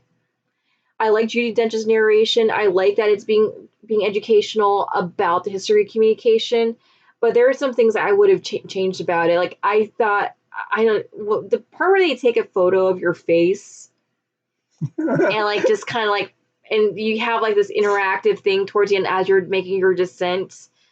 I was going through my gotcha draw, so it doesn't have your face, but it took my face. So like, this is kind of creepy. I didn't know you were gonna do this. Yes, I was on my phone, like, well, the sprite stops. I was like, well, I wanted to do a draw here at Spaceship Earth. I said I was going to, and so I did the draw, and then like this flash like happens. I'm like, what the hell was that? I mean, it was a dark way that was being educational. I appreciate that, but I would have liked it. I would have liked it if they just made some tweaks to the ending part of it. I think the problem I had with the ride, and I realized that it's probably because I've seen the parodies too much at this point, so I couldn't take the ride seriously. But it reminded me of both when episode 2 of Futurama, where Fry goes to the moon and he goes to the history of the moon ride. And it's just, and now granted, it's done as super inaccurate because that's the joke, but they're just sitting there and this voice explaining to them like all the different history that went to colonizing the moon. And it also reminds me of, and no spoilers for anything here, but in Idiocracy, they go on a theme park ride at one point, and it is very inaccurate history as well. And for some reason, this kept reminding me of those parodies, because it's just here's the voice explaining what the little plastic statues are doing. These Egyptians are writing stuff down on papyrus. There's Steve Gutenberg making his printing press before getting involved in his hit movie, Police Academy. And then she calls you a sexist, misogynist dinosaur. Yeah, there's the sexist, misogynist dinosaurs, but they're painting on the cave walls, showing that they have at least some intellect. And look, we love you, Miss Stench. You're amazing. You truly have earned your Dame status. I would want to the see US the Jeremy meaning of Irons that version. And the European version of that. You're both royalty and a hottie. But the ride is really boring. And you could probably just watch ride footage and get the exact same experience. And then afterwards, face I like the idea of just like climbing up the what you want your future to be. That needs to be turned into anything else. No. However, we went on Fast Track, right? Test Track. Oh, that's true. Because I'm a California driver, I always say Fast Track. Yeah. Test Track was pretty cool. I heard that it's changed. The original GM one was a little bit different, but the Chevrolet, which is owned by GM, so I love the fact that it's just been rebranded to just a brand of a company. So this one, in this iteration of ride, you get to design your own vehicle, and because we're huge Fate nerds, that's why we are Unlimited Boundworks. We did our best trying to recreate Red Venus. I don't think it's exactly, because there's no way to make a dual driver car. We wanted to make it as best we can to the Red Venus. So the way this works is you design your car, you give them about like 3 minutes to like figure everything out. You save it to your magic band, and when you're online, you tap in with your magic band. Well, at least one person from your party who's part of that design process taps their magic band in, and you're with other people, and you're with other people in your just test track vehicle. It's the same. You get the same ride experience, but when you go through the various testing, like the terrains, the terrain, rough terrain, weather, and performance in maneuverability, and then you go into the speed part, which is the thrill ride part of the And ride. each section tallies up your score. And Red Venus, she was getting high marks. Yeah. Considering we were trying to recreate something from a game that we couldn't quite recreate, and the fact that like I didn't quite know how the points would work, because the modifications I had to make based on information I had from the game design and just my own personal choices, I built everything for speed. This was a car designed for straightaways, not for turning, and not for rough terrain, and definitely not for bad weather. And now that I know those things, I'm like, oh, I could do this. I could redesign this and get the highest score of the day. I know I can. But if you want to go through that 75-minute wait line, or we can both go Zeal Rider. Yeah, I don't care. My bigger point would be just the fact that I want to be able to take the photo of me having the best score of the day and go, take that, everyone else. I studied physics. In worst case scenario, I'll bring my brother and or stepdad or something with me and have them do it. Like, no. You've created the wind resistance, but you're forgetting about this and this. I'm like, oh, right. So let's adjust that. And just remind him, like, Dad, we only have like less than 3 minutes to design this. We don't have all day. Oh, get out of the way. I'm like, no, you want the thicker tires for the weather. I'm like, I know. I went thin tires because that's what racing tires are, but you're right.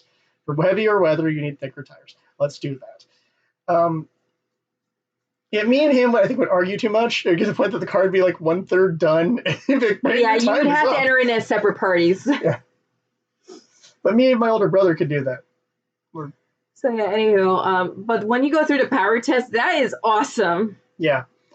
It's a very fun ride. Even the parts of just that, although little things do remind me of Radiator Springs racers, like... Slow down, you ain't racing yet. Yeah, where you almost collide into another vehicle and you're trying to avoid the angry truck thing in the fields. Like, so there's a few things there that are very similar. Like, you can tell they almost took the exact same layout but just did carsy stuff, and you have a cool robot voice explaining to you, like, the next test will test this, and they just did that. And yeah, but the bad part is you don't get Cheech Marin going like, oh, orderly Holmes, you're gonna like go look so cool, man. Like, you don't have that, and I feel like I'm missing out not having Cheech Marin like say a Mexican stereotype stuff to me, while Low Rider plays in the background, because we just need to make this as stereotypical as possible. Hey, Flo's in that scene. She is. My point is that the scene feels a little bit on that whole point of like, come on, Disney, we're better than this. Yeah, you should think. But anyway, Test Track was a lot of fun. Highly recommend. Yeah. So, Jared, Mission Space. This is the whole reason I came to Epcot. It wasn't the food. It wasn't meeting Alice. It wasn't getting like a Pilsner. It was Mission freaking Space. This was my hype. Ever since I heard about it, like, oh, it's designed like the actual NASA test simulators, and people have passed out on this. They've gotten sick on this. 2 or more people have died on it, and I'm like, okay, this is hardcore, and I'm so down. And I'm gonna do orange. There's 2 missions. There's orange mission. There's a green mission. Yeah. Green mission is like the less intense training. Orange mission is more well, as accurate as you can be to the astronauts. Yeah, without dying. Being able to at that level that a fully trained pilot would have to go through. And you can feel it. Like, it felt like a hand pushing down on my chest when you get launched. You're like, whoa. And you can just really feel like the G-force and the gravity like on my jowls too. Yeah. And then when you get into space, you do have that like 0G feeling. It's pretty awesome. It's pretty intense, and it's quite an experience. Like, if you don't mind like being like just kind of locked in the closed space, because they do like put that console like right at you. Well, it's supposed to be like being on a shuttle, and shuttles are not like luxury liners. They're designed for the specific purpose of getting people into space to do space stuff. And if you feel you can handle it, it's a pretty awesome ride. And much like, well, this preceded Millennium Falcon Solar's Run, you also get each person in your party gets roles. So you were the engineer again. Yeah. And I was the commander, so we were told to like push buttons. And also, after you wake up from cryogenic sleep, you run into an asteroid problem, which you have to avoid. So the pilot has to do their thing, and we had to safely land into Mars. Yep. I feel like someone needs to yell, comets. Comets! Not actually running into an asteroid field. What are the odds of survival? That's how many odds? the odds of survival of international fields. Never tell me the odds. This is my Harrison Ford voice. It's close as I can get. Sounds like your dad. I know. But yeah, I thoroughly enjoyed Mission Space because even I was going back and forth when I first heard about Mission Space. Like, I don't know if I can handle the Orange mission if I'm hearing about this much trouble it's getting. But you know what? Roller coaster people. I feel like we're trained to handle this kind of stuff. But you know what? I'm really glad that I did the Orange mission, and I'm glad you had the experience on this. Yes, he'd be so down with it. He's not such like a. I mean, he's not a looped person. But I think he'd be super psyched about whatever role he got. And then he'd be like, like, what's wrong? Can't handle the G-forces? Mister, I want to work for NASA. Woo! I'm going to blast highway to hell, man. That's when we're going to fly into space. Replace the theme song.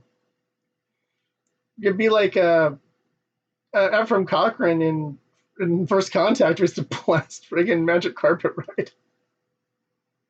Because otherwise he doesn't feel like he's going to space properly, and I'm like, yeah, I get that. It's been that'd be my thing. And afterwards, we went to the gift shop. We got something for your brother, and we also got you the NASA jacket. Yes, we did, and I almost brought that, but I'm like, it's too hot.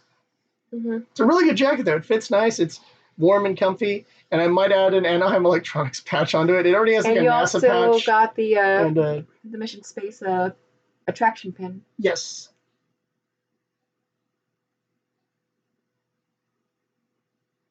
I want to point out, I have no idea where that pin is. I don't know if I put it in my backpack or if I put it in my luggage, but I thought I cleared out my luggage and I didn't see it, so I think it's in my backpack. Yeah, I would probably check because I know you packed it with like the rest of your stuff because I did see it on top of all your stuff and things. Yeah, so I need to dig around for that. So yeah, that pretty much wraps up Epcot. I really enjoyed it. Epcot is I've always wanted to go to this park since I was a kid. I always wanted to see World Showcase, and I'm actually looking forward to what they bring in with D23 and what Future World's going to look like. I didn't really get to experience a lot of Future World, but I wanted to see what I wanted to see at Future World, which was Mission Space, Test Track, and also doing like a couple meet and greets because we did the Baymax meet and greet. Yeah, it was fun. Mm-hmm, that was cute. And I also got some souvenirs. I got souvenirs for my parents because my mom has, during the whole trip, since day one, she was asking us, like, are you at Epcot yet? Are you at Epcot yet? Like, no, Mom, we're not at Epcot yet. Yeah, apparently she used to live in Florida for a while or something like that. Yeah. Mm-hmm. So. And she kept asking us, like, hey, did you take a boat to Disney? Did you take a boat to Disney? I'm like, no, we took the shuttle bus. We took the shuttles. They were not on a route that would be efficient to do that. I don't think there is a route that's efficient to do that because they have those bus routes so down right now. They're right down to an art. Yeah. All right, shall we talk about Magic Kingdom? Yay! Now, you said this was your favorite out of all four. Yep. Mm-hmm. I stand by it. Wow, where do we begin with this? So, here's the thing you got to know about the Magic Kingdom, aka what used to be called Disney World, but now Disney World's referred to the resort area, and this is generally referred to as Magic Kingdom. Take our Disneyland, and then like on steroids, find like a little hole, and you go, and just blow into it until it like expands about 10 times larger. I think you had like the best metaphor when we were just kind of just walking through Main Street. Magic Kingdom is if you installed all the patches and all the bug fixes into Disneyland. Yeah. With extra DLC. Yeah, it's the DLC and bug fixes for Disneyland. All of the streets are wider, so it's easier to get around. The ride list is pretty decent. They have fewer lands than us, but I think they utilize them better. Plus, I mean, some of the lands who cares about, like Critter Country, could be wiped off of ours, and I wouldn't care. You could easily move all those things into Frontierland, which is basically what they did. Rezoning. Yeah, rezoning. And our Tomorrowland needs to get just bulldozed. Well, they're starting to remove the rocks from Tomorrowland and ours. Right. as of today. Take that, rocks. Mm-hmm. You might be good enough to be on Jungle Cruise the movie, but you're not good enough to be in our park. But anyhow, so I know like Magic Kingdom is also going through renovations of their own because they just recently removed their Tomorrowland sign and they might be replacing it with a new one. So we did Magic Kingdom twice. Once like we did a full day of Magic Kingdom, and we also did one of their after hours events, which was Villains After Hours. Yeah, it was nice that everything kind of coincided that way. And I was like, you know what? It's also my birthday too. Let's party with Hades. Woo! And so there's a lot to talk about with both things. So let's focus on the event first, then we'll focus on key park things. Like any other after-hour events, it's that slow transition while they're trying to have the people who are there with the official wristband versus everyone else and trying to clear them out. But they offered unique food and drinks. We will post that review. Those reviews are coming. I'm currently editing that right now. Yeah. We had Esma's Llama Potion. I love it. Which was great. I could use another one of those right now. Yeah. They had the Hades Temptation. Ooh, I like that one too. Which was a foam martini and made me feel sad once I realized there was no booze in it. And we got Hades nachos. Hades nachos. And those are the 3 we tried. And also unlimited sodas and unlimited popcorn. And ice creams. And you finally got to do your thirsty Insta thought photo with I did the stupid thirst photo. That's posted, right? Not yet, but I'll work on it. It'll be for Thirst Tuesday or Thirst Thursday. I don't know. Thirst Thursday. Okay, Thirst Thursday. Yeah, we'll do it next Thursday. Mm-hmm. But right before D23, so it's there to build the synergy. Relevancy. Yeah. So I did that because that's always been something that I've been bugged about. Like, you need to do the, like, fine, I'll do the stupid photo, but I'm not going to review something that's, I'll do the review right now. It's ice cream with chocolate coating shaped like Mickey Mouse. If you've ever had ice cream or that's been coated with chocolate before, congratulations, you've had a Mickey bar. There, done, moving on. I don't review pedestrian food. And some of the rides had some modifications, but not anything too crazy. But with Space Mountain, you had Maleficent doing a whole like ha ha ha ha ha ha ha ha ha ha ha Kingdom Hearts, and it was like completely in darkness. And this is our first time going on Disney World Space Mountain. Yeah. I didn't know there were 2 tracks. I also didn't know that Space Mountain was Space Mountain. Disney World got Space Mountain before our park got Space Mountain. Yeah, theirs is a significantly more intense of a ride. And it's really intense if you're sitting in the front because there's like no coverage at the front. Your like legs are exposed, so you can feel like a deeper sense of thrill and danger throughout it. And I just loved every second of it. Yeah, so they do a very good design of that, and they had Maleficent like doing a whole like, oh, you are doomed and black magic and blah blah blah. Pirates also supposedly had some stuff, but it was just like a couple of like live actors, and that was bad. It was like, okay, it didn't really add much to it. Frankly, I don't really like their version of Pirates at all. One, it's missing the treasure room and the waterfalls, which is a huge deal to me, and I knew that going in. The queue's fine because it looks like an old port that you're kind of going through. I did like the queue design to it, but I agree with you that it just doesn't feel like Pirates without all the spooky, scary skeletons. Yeah, and also I like the opening, I'm going to make you squeal like a pig section. That's always fun. You got to have that deliverance section. That makes it really feel like you're in the South. My family's from the South, but I still like ripping on it. And those are kind of the only 2 major overlay things they did. They didn't do anything too, over the top. There's only so much they can do with the limited amount of time and resources they have available. Yeah, we also saw the Hades show, where it's like Hades and various Disney villains just trying to, like, say, like, I'm the most powerful, this and that. I'm the most powerful, this and that. They all heard the same prophecy that they're going to be the ruler of the universe. And one by one, you have Jafar show up. You have Dr. Facilier, which I love the fact he's like, I have friends in the Underworld. And Hades is like, really? Because I rule the Underworld and I've never heard of you. That's pretty good. Yeah, Hades was just awesome. I'm just really glad that Hades is getting his due because Hercules is... I didn't get into Hercules until like much later. Yeah, until I showed it to you. And Megs is in this too. And if you can find her video footage on YouTube, it's a show worth watching. She's just nothing but pure and this is coming from from us because we're not super into like shows and stuff. Well, certain shows that we'll watch, but we're not really into shows. But this was something that was a lot of fun. We like seeing the different projections on Cinderella Castle. Yes. That was pretty It's cool. difficult to drag me to see World of Color or Phantasmic or any of that garbage, but if you're gonna actually have the characters out there doing something interesting, I'm down. And yes, I know Phantasmic has Mickey versus Maleficent. I get it, and that's cool. But we also saw a fire breathing Maleficent going down Main Street. That was a different thing they did for that too, where they actually had a Dragon Maleficent animatronic going down Main Street breathing fire. That was a way to end my birthday. Freaking awesome. Just a fire breathing dragon going down Main Street, like in Game of Thrones. I'm just looking at the merch about there. I'm just putting random merch on there. I don't know how many people were bounding. I wasn't really noticing on that one. We both were. Quite a few people who were bounding. Like I was in my Haunted Mansion maid outfit. I had to go as Hades. Oh no! I was Zenmis. Mm-hmm. Sorry, Hades was a different day. Because I wanted to wear something a bit lighter, so I have to turn the camera. I can reshift. No, whatever.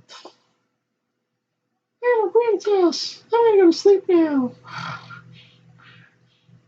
Alright, I distracted. Mm-hmm. I don't know if people can see Aurora behind you. There we go. I'll be more distracted with this cat. You have so much Disney stuff. It's absurd. I have cat. He is cat. He's gonna kill the mice and help ruin the dress. But I really liked it. It was just kind of cool going around. And the music. The music was such an improvement. Here's the thing about the Halloween at Disneyland. Halloween at Disneyland has like 3 songs, most of which I hate. And they repeat it on loop. And especially if you're in the main hub. Yeah, and while it is fun to hear Pink Elephants on Parade or Heffalumps and Woozles, when you've heard them like 17 times in the course of a night, It's Halloween, we're gonna scream, it's Halloween. I hate that song. It's Mickey's Not So Scary, it's Not So Scary. Yeah, they also play that song, which is great, except for that's the Florida. I'm Michael Jackson, and I'm the boogeyman. Well, they might need to remove that song from future playthroughs based on, a documentary that talked about him actually being the boogeyman. So anyway, moving on. Yeah. So this music was more ambient, more darker, and I really liked that. We went on the teacups. And evil teacups. They still have the same Alice lines of, oh, what delightfully mad here at this mad tea party. And then the music's like, dun, dun, dun,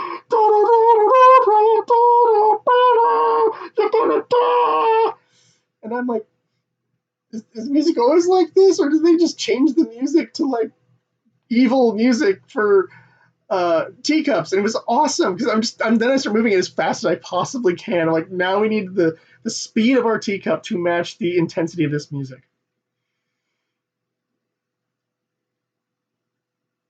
Yeah, I'm playing Lucifer. I get distracted. Yeah, speaking of Lucifer, we actually did see the stepsisters and Lady Tremaine as we were exiting. And Gaston was there as well, and we didn't see Goob there, did we? No, Goob was there. Oh, was Goob there as well? Mm-hmm. If you know who Goob is, you can be our friend. Yes, you can. That's another movie I had to show her because she was like, "This looks stupid." I'm like, "No." I thought it was stupid when it came out in theaters because I was dating someone and they were all like, "Let's go see Meet the Robinsons at the El Capitan." I'm like, I don't know. That would have been awesome. I saw Tarzan at the El Capitan, which was good. I saw Pearl Harbor at the El Capitan. Oh, here's Cat. I know.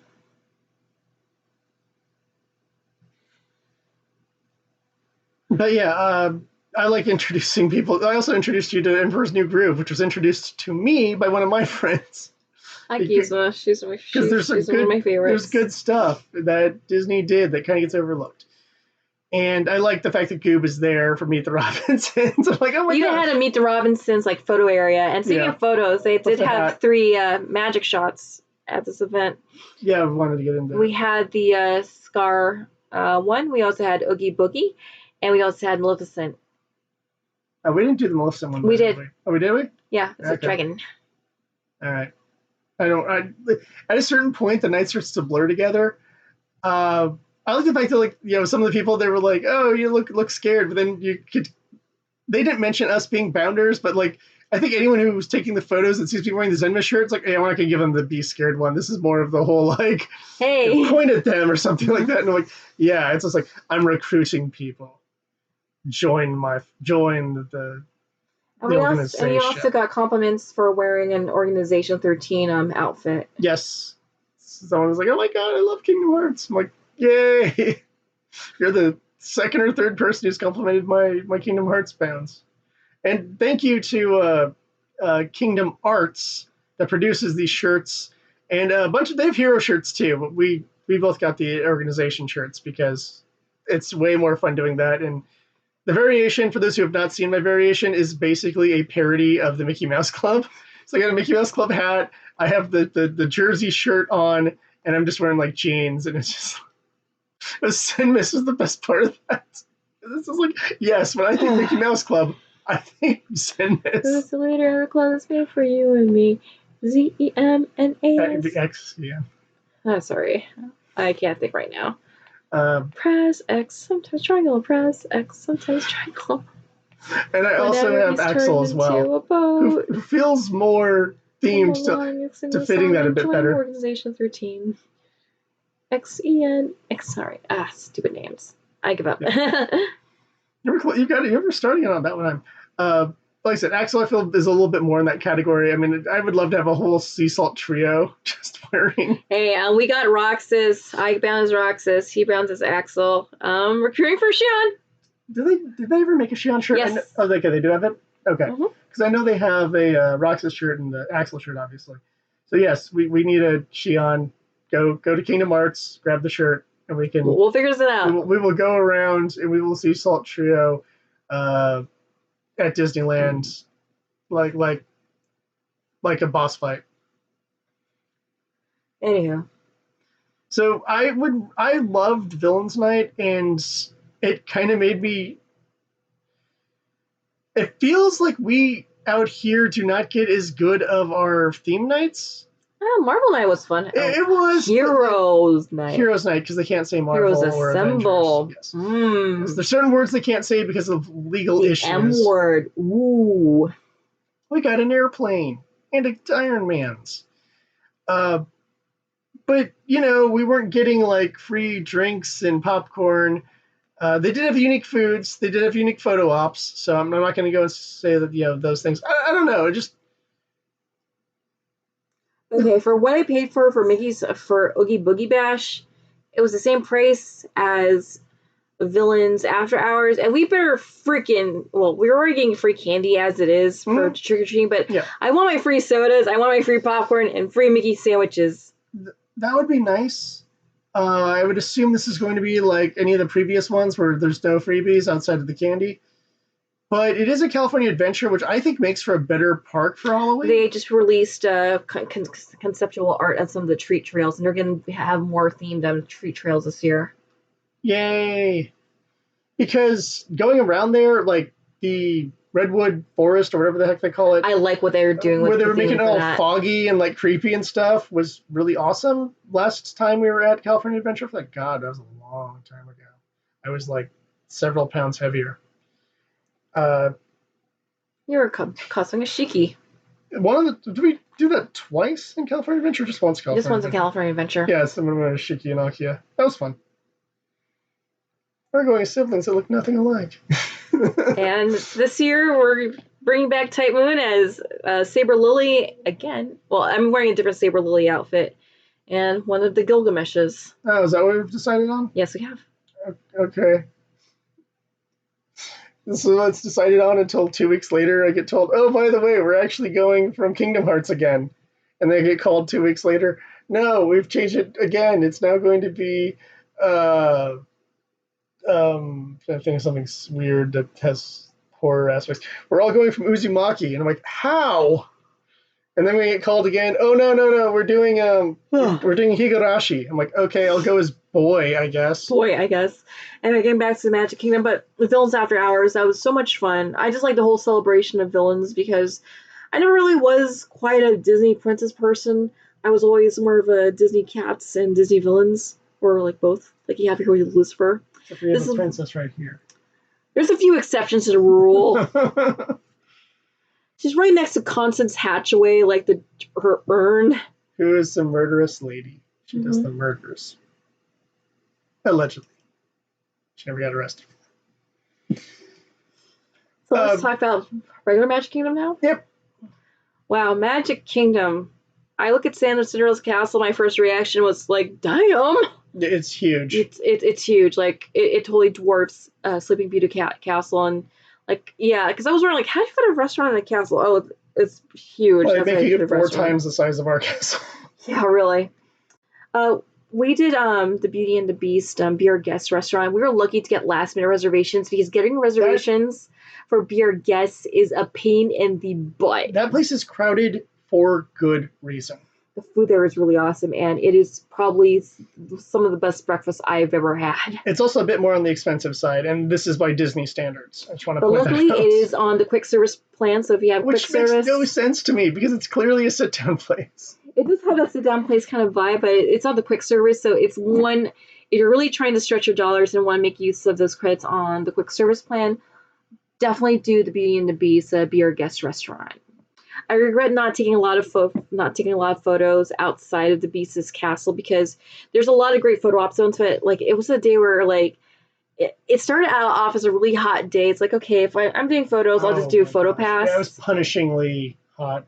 Really, and at the end of the day, we got into torrential rain, and I didn't want to bust out my camera, and all the photo pass people were like in refuge. Yeah. Also, half the rides like shut down, and it was just kind of a majority of the rides are outdoors, and I guess it's a Florida thing for the rides not to be operational when it's raining because that affected our fast passes towards Seven Dwarfs Mine Train and for the Jungle Cruise, which is weird because you think, oh, Jungle Cruise with rain. It was like an 80-minute wait for standby for Jungle Cruise, which shocked me. We do Jungle Cruise in the rain anytime you can at Disneyland. It's beautiful. I love Jungle Cruise. But I guess it's like I said, like.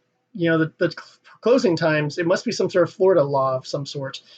So, and I can understand that because, you know, a lot of times it was thunderstorms of actual, you know, thunder, and that could be a danger to the guests and what have you. So, it was a bummer. I really wanted to see how different theirs was. I know it has a lot of similarities. I mean, you're going to see the backside of water. You're going to probably get a lot of the same jokes. But here they have a couple different alternate set pieces, what have you. So I just. But what we did is I'm glad we actually done at Skipper Canteen, and we'll show you a video of that much later. That was a huge highlight.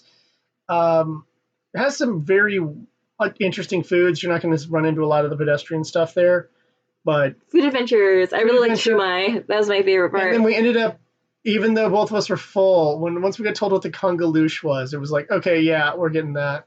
Definitely. Congaloosh is a must. The party must have the chocolates. And one of our priorities over at Magic Kingdom is we wanted to try out attractions that don't exist in Southern California or have a significant amount of difference than those than their Southern California counterparts. This included rides like the Liberty Bell, which is narrated by Sam Clemens instead of a smooth black man. Yeah. And well, it's also played out very differently because, well, the other one's like, now we're on the Mississippi, now we're on the Missouri, now we're on the Ohio. It was just Sam Clemens basically talking about his books and bringing up a few things about some of the rides, but not quite the same as like, oh, I heard on that mountain they're having a zippity-doo-dah good day. And I'm like, this is really awkward hearing a clearly black man's voice talking about zippity-doo-dah days involving characters from Uncle Remus because let's not go into that. Wow. I really also, one of the surprises that we ran into was the American Experience is hosted by the Muppets. That was great. I like that. It was really cute. In Liberty Square, basically Sam Eagle pops out of the Hall of Presidents starting to kind of explain how America was formed, and then Kermit, Fozzie, who's the third person? Gonzo, thank you. Yeah, the other famous one. And then Piggy eventually shows up as well, wanting to be involved. And like, well, we're talking about the founding fathers. There's not a lot of women. And then she pops up. She's like, I'm King George. And now I'm George Washington. And it's like, wait, the British lose? Pops up, comes back again. Now I'm George Washington. There, I won. I'm the best. It was just, it's classic like Muppets humor while they're trying to talk about, the importance of the Declaration of Independence and, what America was really founded on. And Sam Eagle just like is breaking down at the end, going, "You guys did such a good job." I'm like, oh, Sam. That comes our Hall of Presidents. Anyway, The Hall of Presidents was good. I like the Hall of Presidents up to a certain point. I'll just leave it at that. Okay, you got like creeped out by the Uncanny Valley robots. Is that what got you? Yeah. I was not bothered by that as much as you, but I get it. I was like, yeah, that's weird. It's just like they exhumed the bodies and just like it looked a little too real. It's really kind of sad because they give the speech to President Trump to like talk about like the importance of like what America stands for and what have you. And I'm like, that's the president I wish we had. Like, there's no way he wrote that speech or one of his speech people wrote that speech. Someone from Disney wrote that speech. And I'm like, man, that's what I want from my president. I want the importance of, we're going to work together and make our country a better place. And we're going to, help each other through the hard times and all this kind of stuff. And instead he's just spending his days on Twitter, like picking fights with weirdos. And I'm like, yeah, or you could do your job. That'd be nice. Mm-hmm. Yeah, anyway, so Haunted Mansion 50th anniversary. I got one of these guys. Yeah, they had a bunch of 50th anniversary. They had their own little shop. God, what was the shop called? It's Memento Mori. Memento Mori, thank you. And they had a bunch of stuff there. It was massively crowded. I walked in for 2 minutes and was like, nope. It's like, nope. You find your Haunted Mansion knickknacks. I did find my Haunted Mansion knickknacks. It's not a ride that I do not have the obsession that everyone else has of Haunted Mansion. I like Haunted Mansion.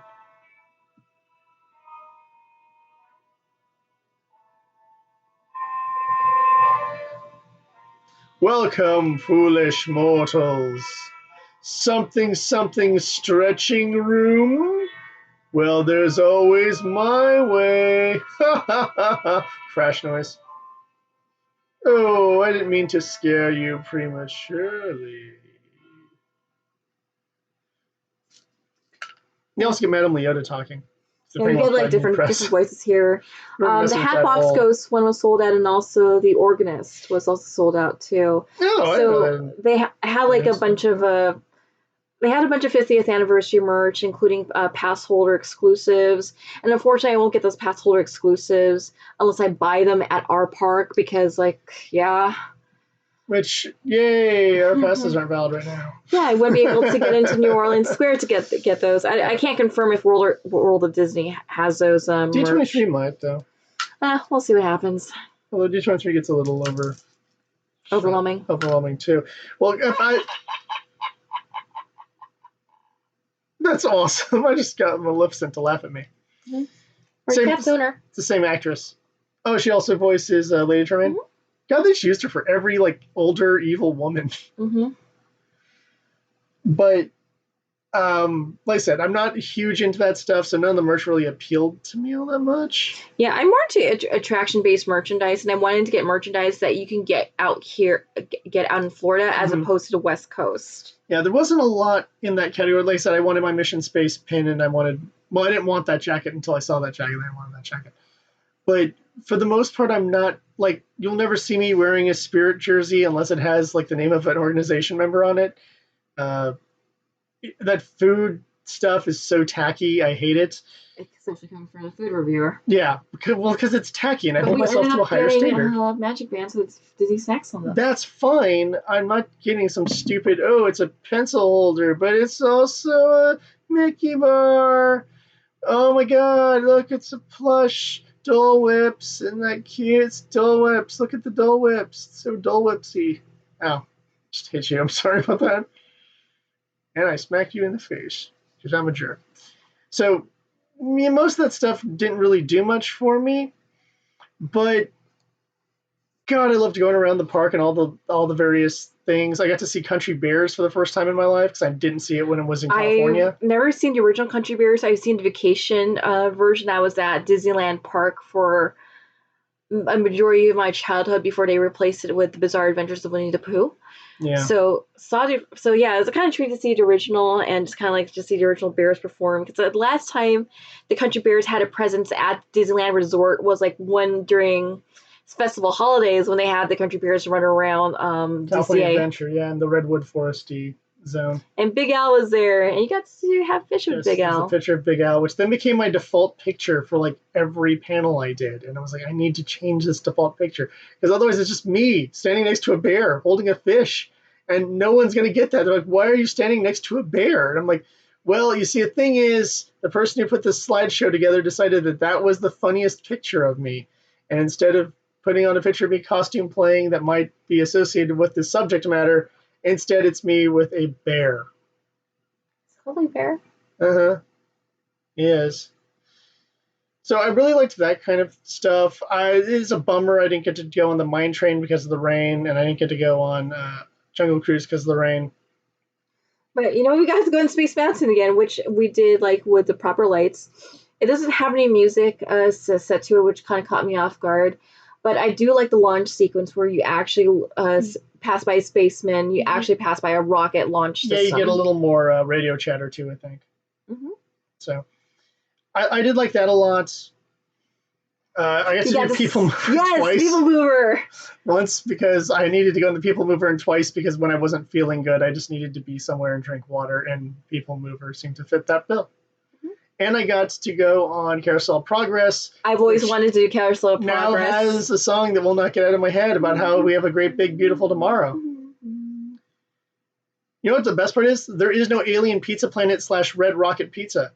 That's the lunching pad or Cosmic Rays. Yeah, both of which are significantly better than that garbage tier restaurant they need to tear down. Galactic Grill is pretty good, and Cosmic Rays is about similar. Comparable. So. The other thing that Magic Kingdom has that they need to make a variation for the West Coast is Sorcerers of the Magic Kingdom. Okay, so at first we were kind of confused if we were like aiming our cards right. I admit I was getting really frustrated with it. Yeah, you were like wanting to throw our cards in the trash. Not wanting to throw the cards. I was just kind of ready to just give up. I was like, okay, this is overrated. Whatever. Well, we got to the park early enough where we were just waiting to kill time before getting our breakfast at the Rose. Yeah, we got in time for rope drop, and we decided, like, let's just kind of kill some time, play Main Street Sorcerers of Magic Kingdom. And like what we realized we were doing wrong was how we were aiming the cards. Yeah. And you have to aim like you can't just like keep flipping your cards. You have to kind of aim it at a specific way at the center of the mirror, and you have to hold it for a certain amount of time. Very precise. I noticed like that where I was like, oh, there we go. Like I was doing that kind of thing. I didn't even really pay attention to what cards I was using. We ended up starting it up and then getting a little annoyed because we just couldn't beat the first enemy because we kept aiming our cards wrong.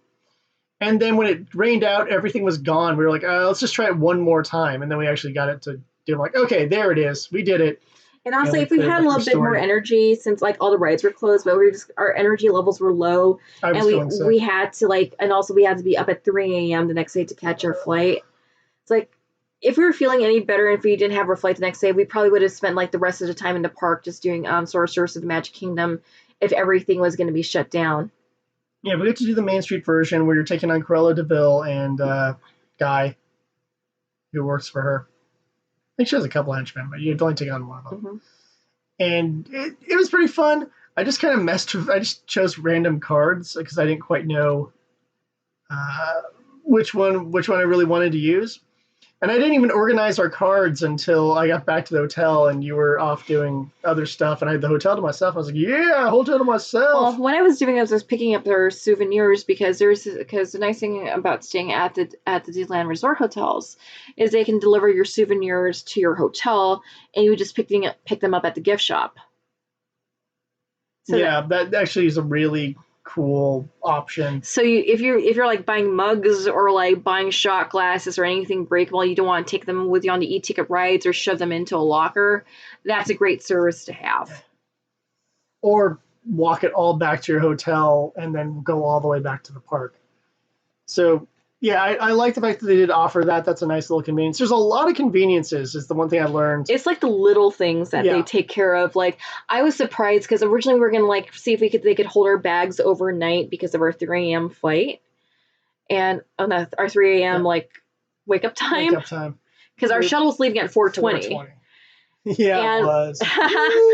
and then I just called like the front desk and like, yeah, we can like grab a golf cart and pick you guys up and take you to the front. Like, oh my god, thank you so much. And they did. And we had a very talkative dude. And we're like, I'm half dead. And He meant well. Yes. I appreciated that, but If he was picking us up at 10 o'clock, it would have been perfectly fine. yeah, but I also It kind was of felt 4 bad a.m. too and I because wanted I didn't to want to die. because I know there's probably people sleeping. I probably didn't want to say anything. Well, I don't think we would have heard him. The rooms were very well insulated in that regard. Uh, it's just more the point that like I was so half dead that I was like nodding off while he's talking, and I feel really bad because I'm like, no, I'm not trying to be a jerk here. I didn't know there was a 3 a.m. Mm-hmm. I've stayed up to 2 a.m. and then after that it's kind of a blur, and then it becomes 6 o'clock. So I didn't think there was anything between 2 But you a.m. know and what? 6 We o'clock. were able to make our flight on time, and yeah. And I do appreciate that we get a free shuttle service with staying on property because that's a huge bonus. And they tell you it takes like what on paper it says like, oh, it can take like between 40 to 45 minutes to get from the Disneyland Resort, not Disneyland World Resort to MCO. Like it was like 20-25 minutes. Yeah, they ended up having a little video screens that were. I think it's because part of it is there's no traffic at that time, Mm-hmm. and there's only so many hotels of people that need to leave that early. But they actually had little video screens playing Mickey shorts, trivia, and some other stuff. On the bus, I kind of fell asleep, so I have not much memory. The thing I do remember is they did a "We'll see you next time" like song. Now it's time to say goodbye to all our company. MICKUIMOUSC. Even worse than that because it's MIC. See you later, KEY. Why? Because we love you. And it's just like, oh. Like I was gonna tear up. No, you will not do this to me, Shellbus. You have one job: take me from my hotel to the airport on time. You are not here to give me any feels. I need to get to my flight. Take me to point A to point B. No feels. Ah, dang, give me feels. Yeah, so I woke up just in time for that, going like, am I still in a dream? No, I'm not. No, don't make me sad. I don't want to leave. It's sad when you do this because part of you goes like, you know what? Screw it. We're moving to Florida. And it's just like, You sure about that? it's like, yeah, Jared, move to a place that's hot as hell, super humid, giant bugs, alligators, and like, well, rednecks. No cost of living, no taxes. True. But obviously, I don't want to live like in the zone that's near the. As much as it'd be nice to live near the resort, I've heard not positive stuff about that surrounding area. But I'm sure there's nicer parts of Orlando. There's suburbs of Orlando. I was actually out of curiosity, I was like looking at the rent prices for a 2-bedroom, and like you really can really stretch your dollar. I'll leave it at that. The other thing I will say is, at the very least, I might be able to find the martial arts studio was created by the guy who ended up making the movie Miami Connection, Mhm. which, if I recall that movie properly, the ninjas and bad guys are from Miami, but the good guys are from Orlando. And like, man, blast some dragon song. Hmm. Watch Miami Connection, people. It's a brilliant movie created by geniuses. Yeah. So overall, Magic Kingdom was awesome. Like even if you're coming in from California, don't assume that Magic Kingdom is a clone of Disneyland. It's a completely different experience. I mean, some of the rides that you'll check out there have like different scenes, different additions. Like I know the Haunted Mansion in Disney World. Yeah, plays it a little differently. Like the way you load in is pretty different. You have a couple new scenes in it too. Well, Hatbox Ghost isn't there, but it's worth checking out. And I do like the Hitchhiking Ghost mirror sequence out there better than out in Disney. But you know, I like both. Both have their own unique charm to them. But if you're like a completionist like me and just want to try everything, highly recommend checking out Magic Kingdom. And I honestly wish we had more time, again, just to like take our time with Sorcerers of the Magic Kingdom. I think that's going to be our next thing, next time we hit up Disney World. And let's go during a time when it's not so hot and humid, but I couldn't say no to this deal. Because that was a pretty sweet deal with the free quick service meal a day. Yeah, here they've been trying to add. They've been adding new deals for fall and winter as well. Yeah, I've heard about that too. I was actually on the website, just kind of like just browsing around. Not that we're planning anything in the future. Yes, let me open up my treasure chest of jewels. Yeah, I know, right? I got from Jack Sparrow, so I can to pay for the next trip. I was just kind of every month. It'll be great. Yeah, I was just kind of curious to kind of see like.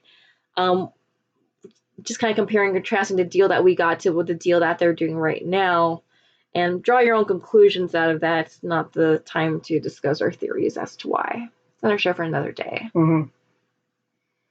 But also right now, Halloween, Not So Scary Halloween is going on. So they released some merchandise on the day we were leaving, and I'm like, oh, dang! We left one day later. And then they also when we did Magic Kingdom on the last day we were there, they already had the pumpkins out. Yep. So they were getting stuff started, which is really weird to me because it's August. I'm not complaining. And I love Halloween, but I don't really need Summerween into Halloween. I'm okay with that. Although this would give me the excuse to bound as Dipper. Let's do it.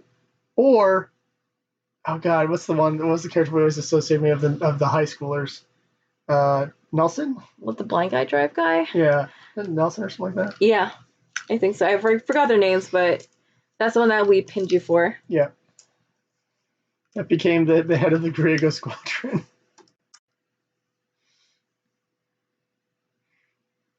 I love Gravity Falls, people. I mean, and because it gave us Summerween, I'd have to bound from Gravity Falls if I was going to do anything Summerween related. But overall, probably gonna have to wrap this up because this has been a really long stream. But we've really enjoyed. A lot to talk about. It's 4 theme parks. We really enjoyed just talking about our Walt Disney World experience. We didn't even talk about Disney Springs and Jock's Landing Pad.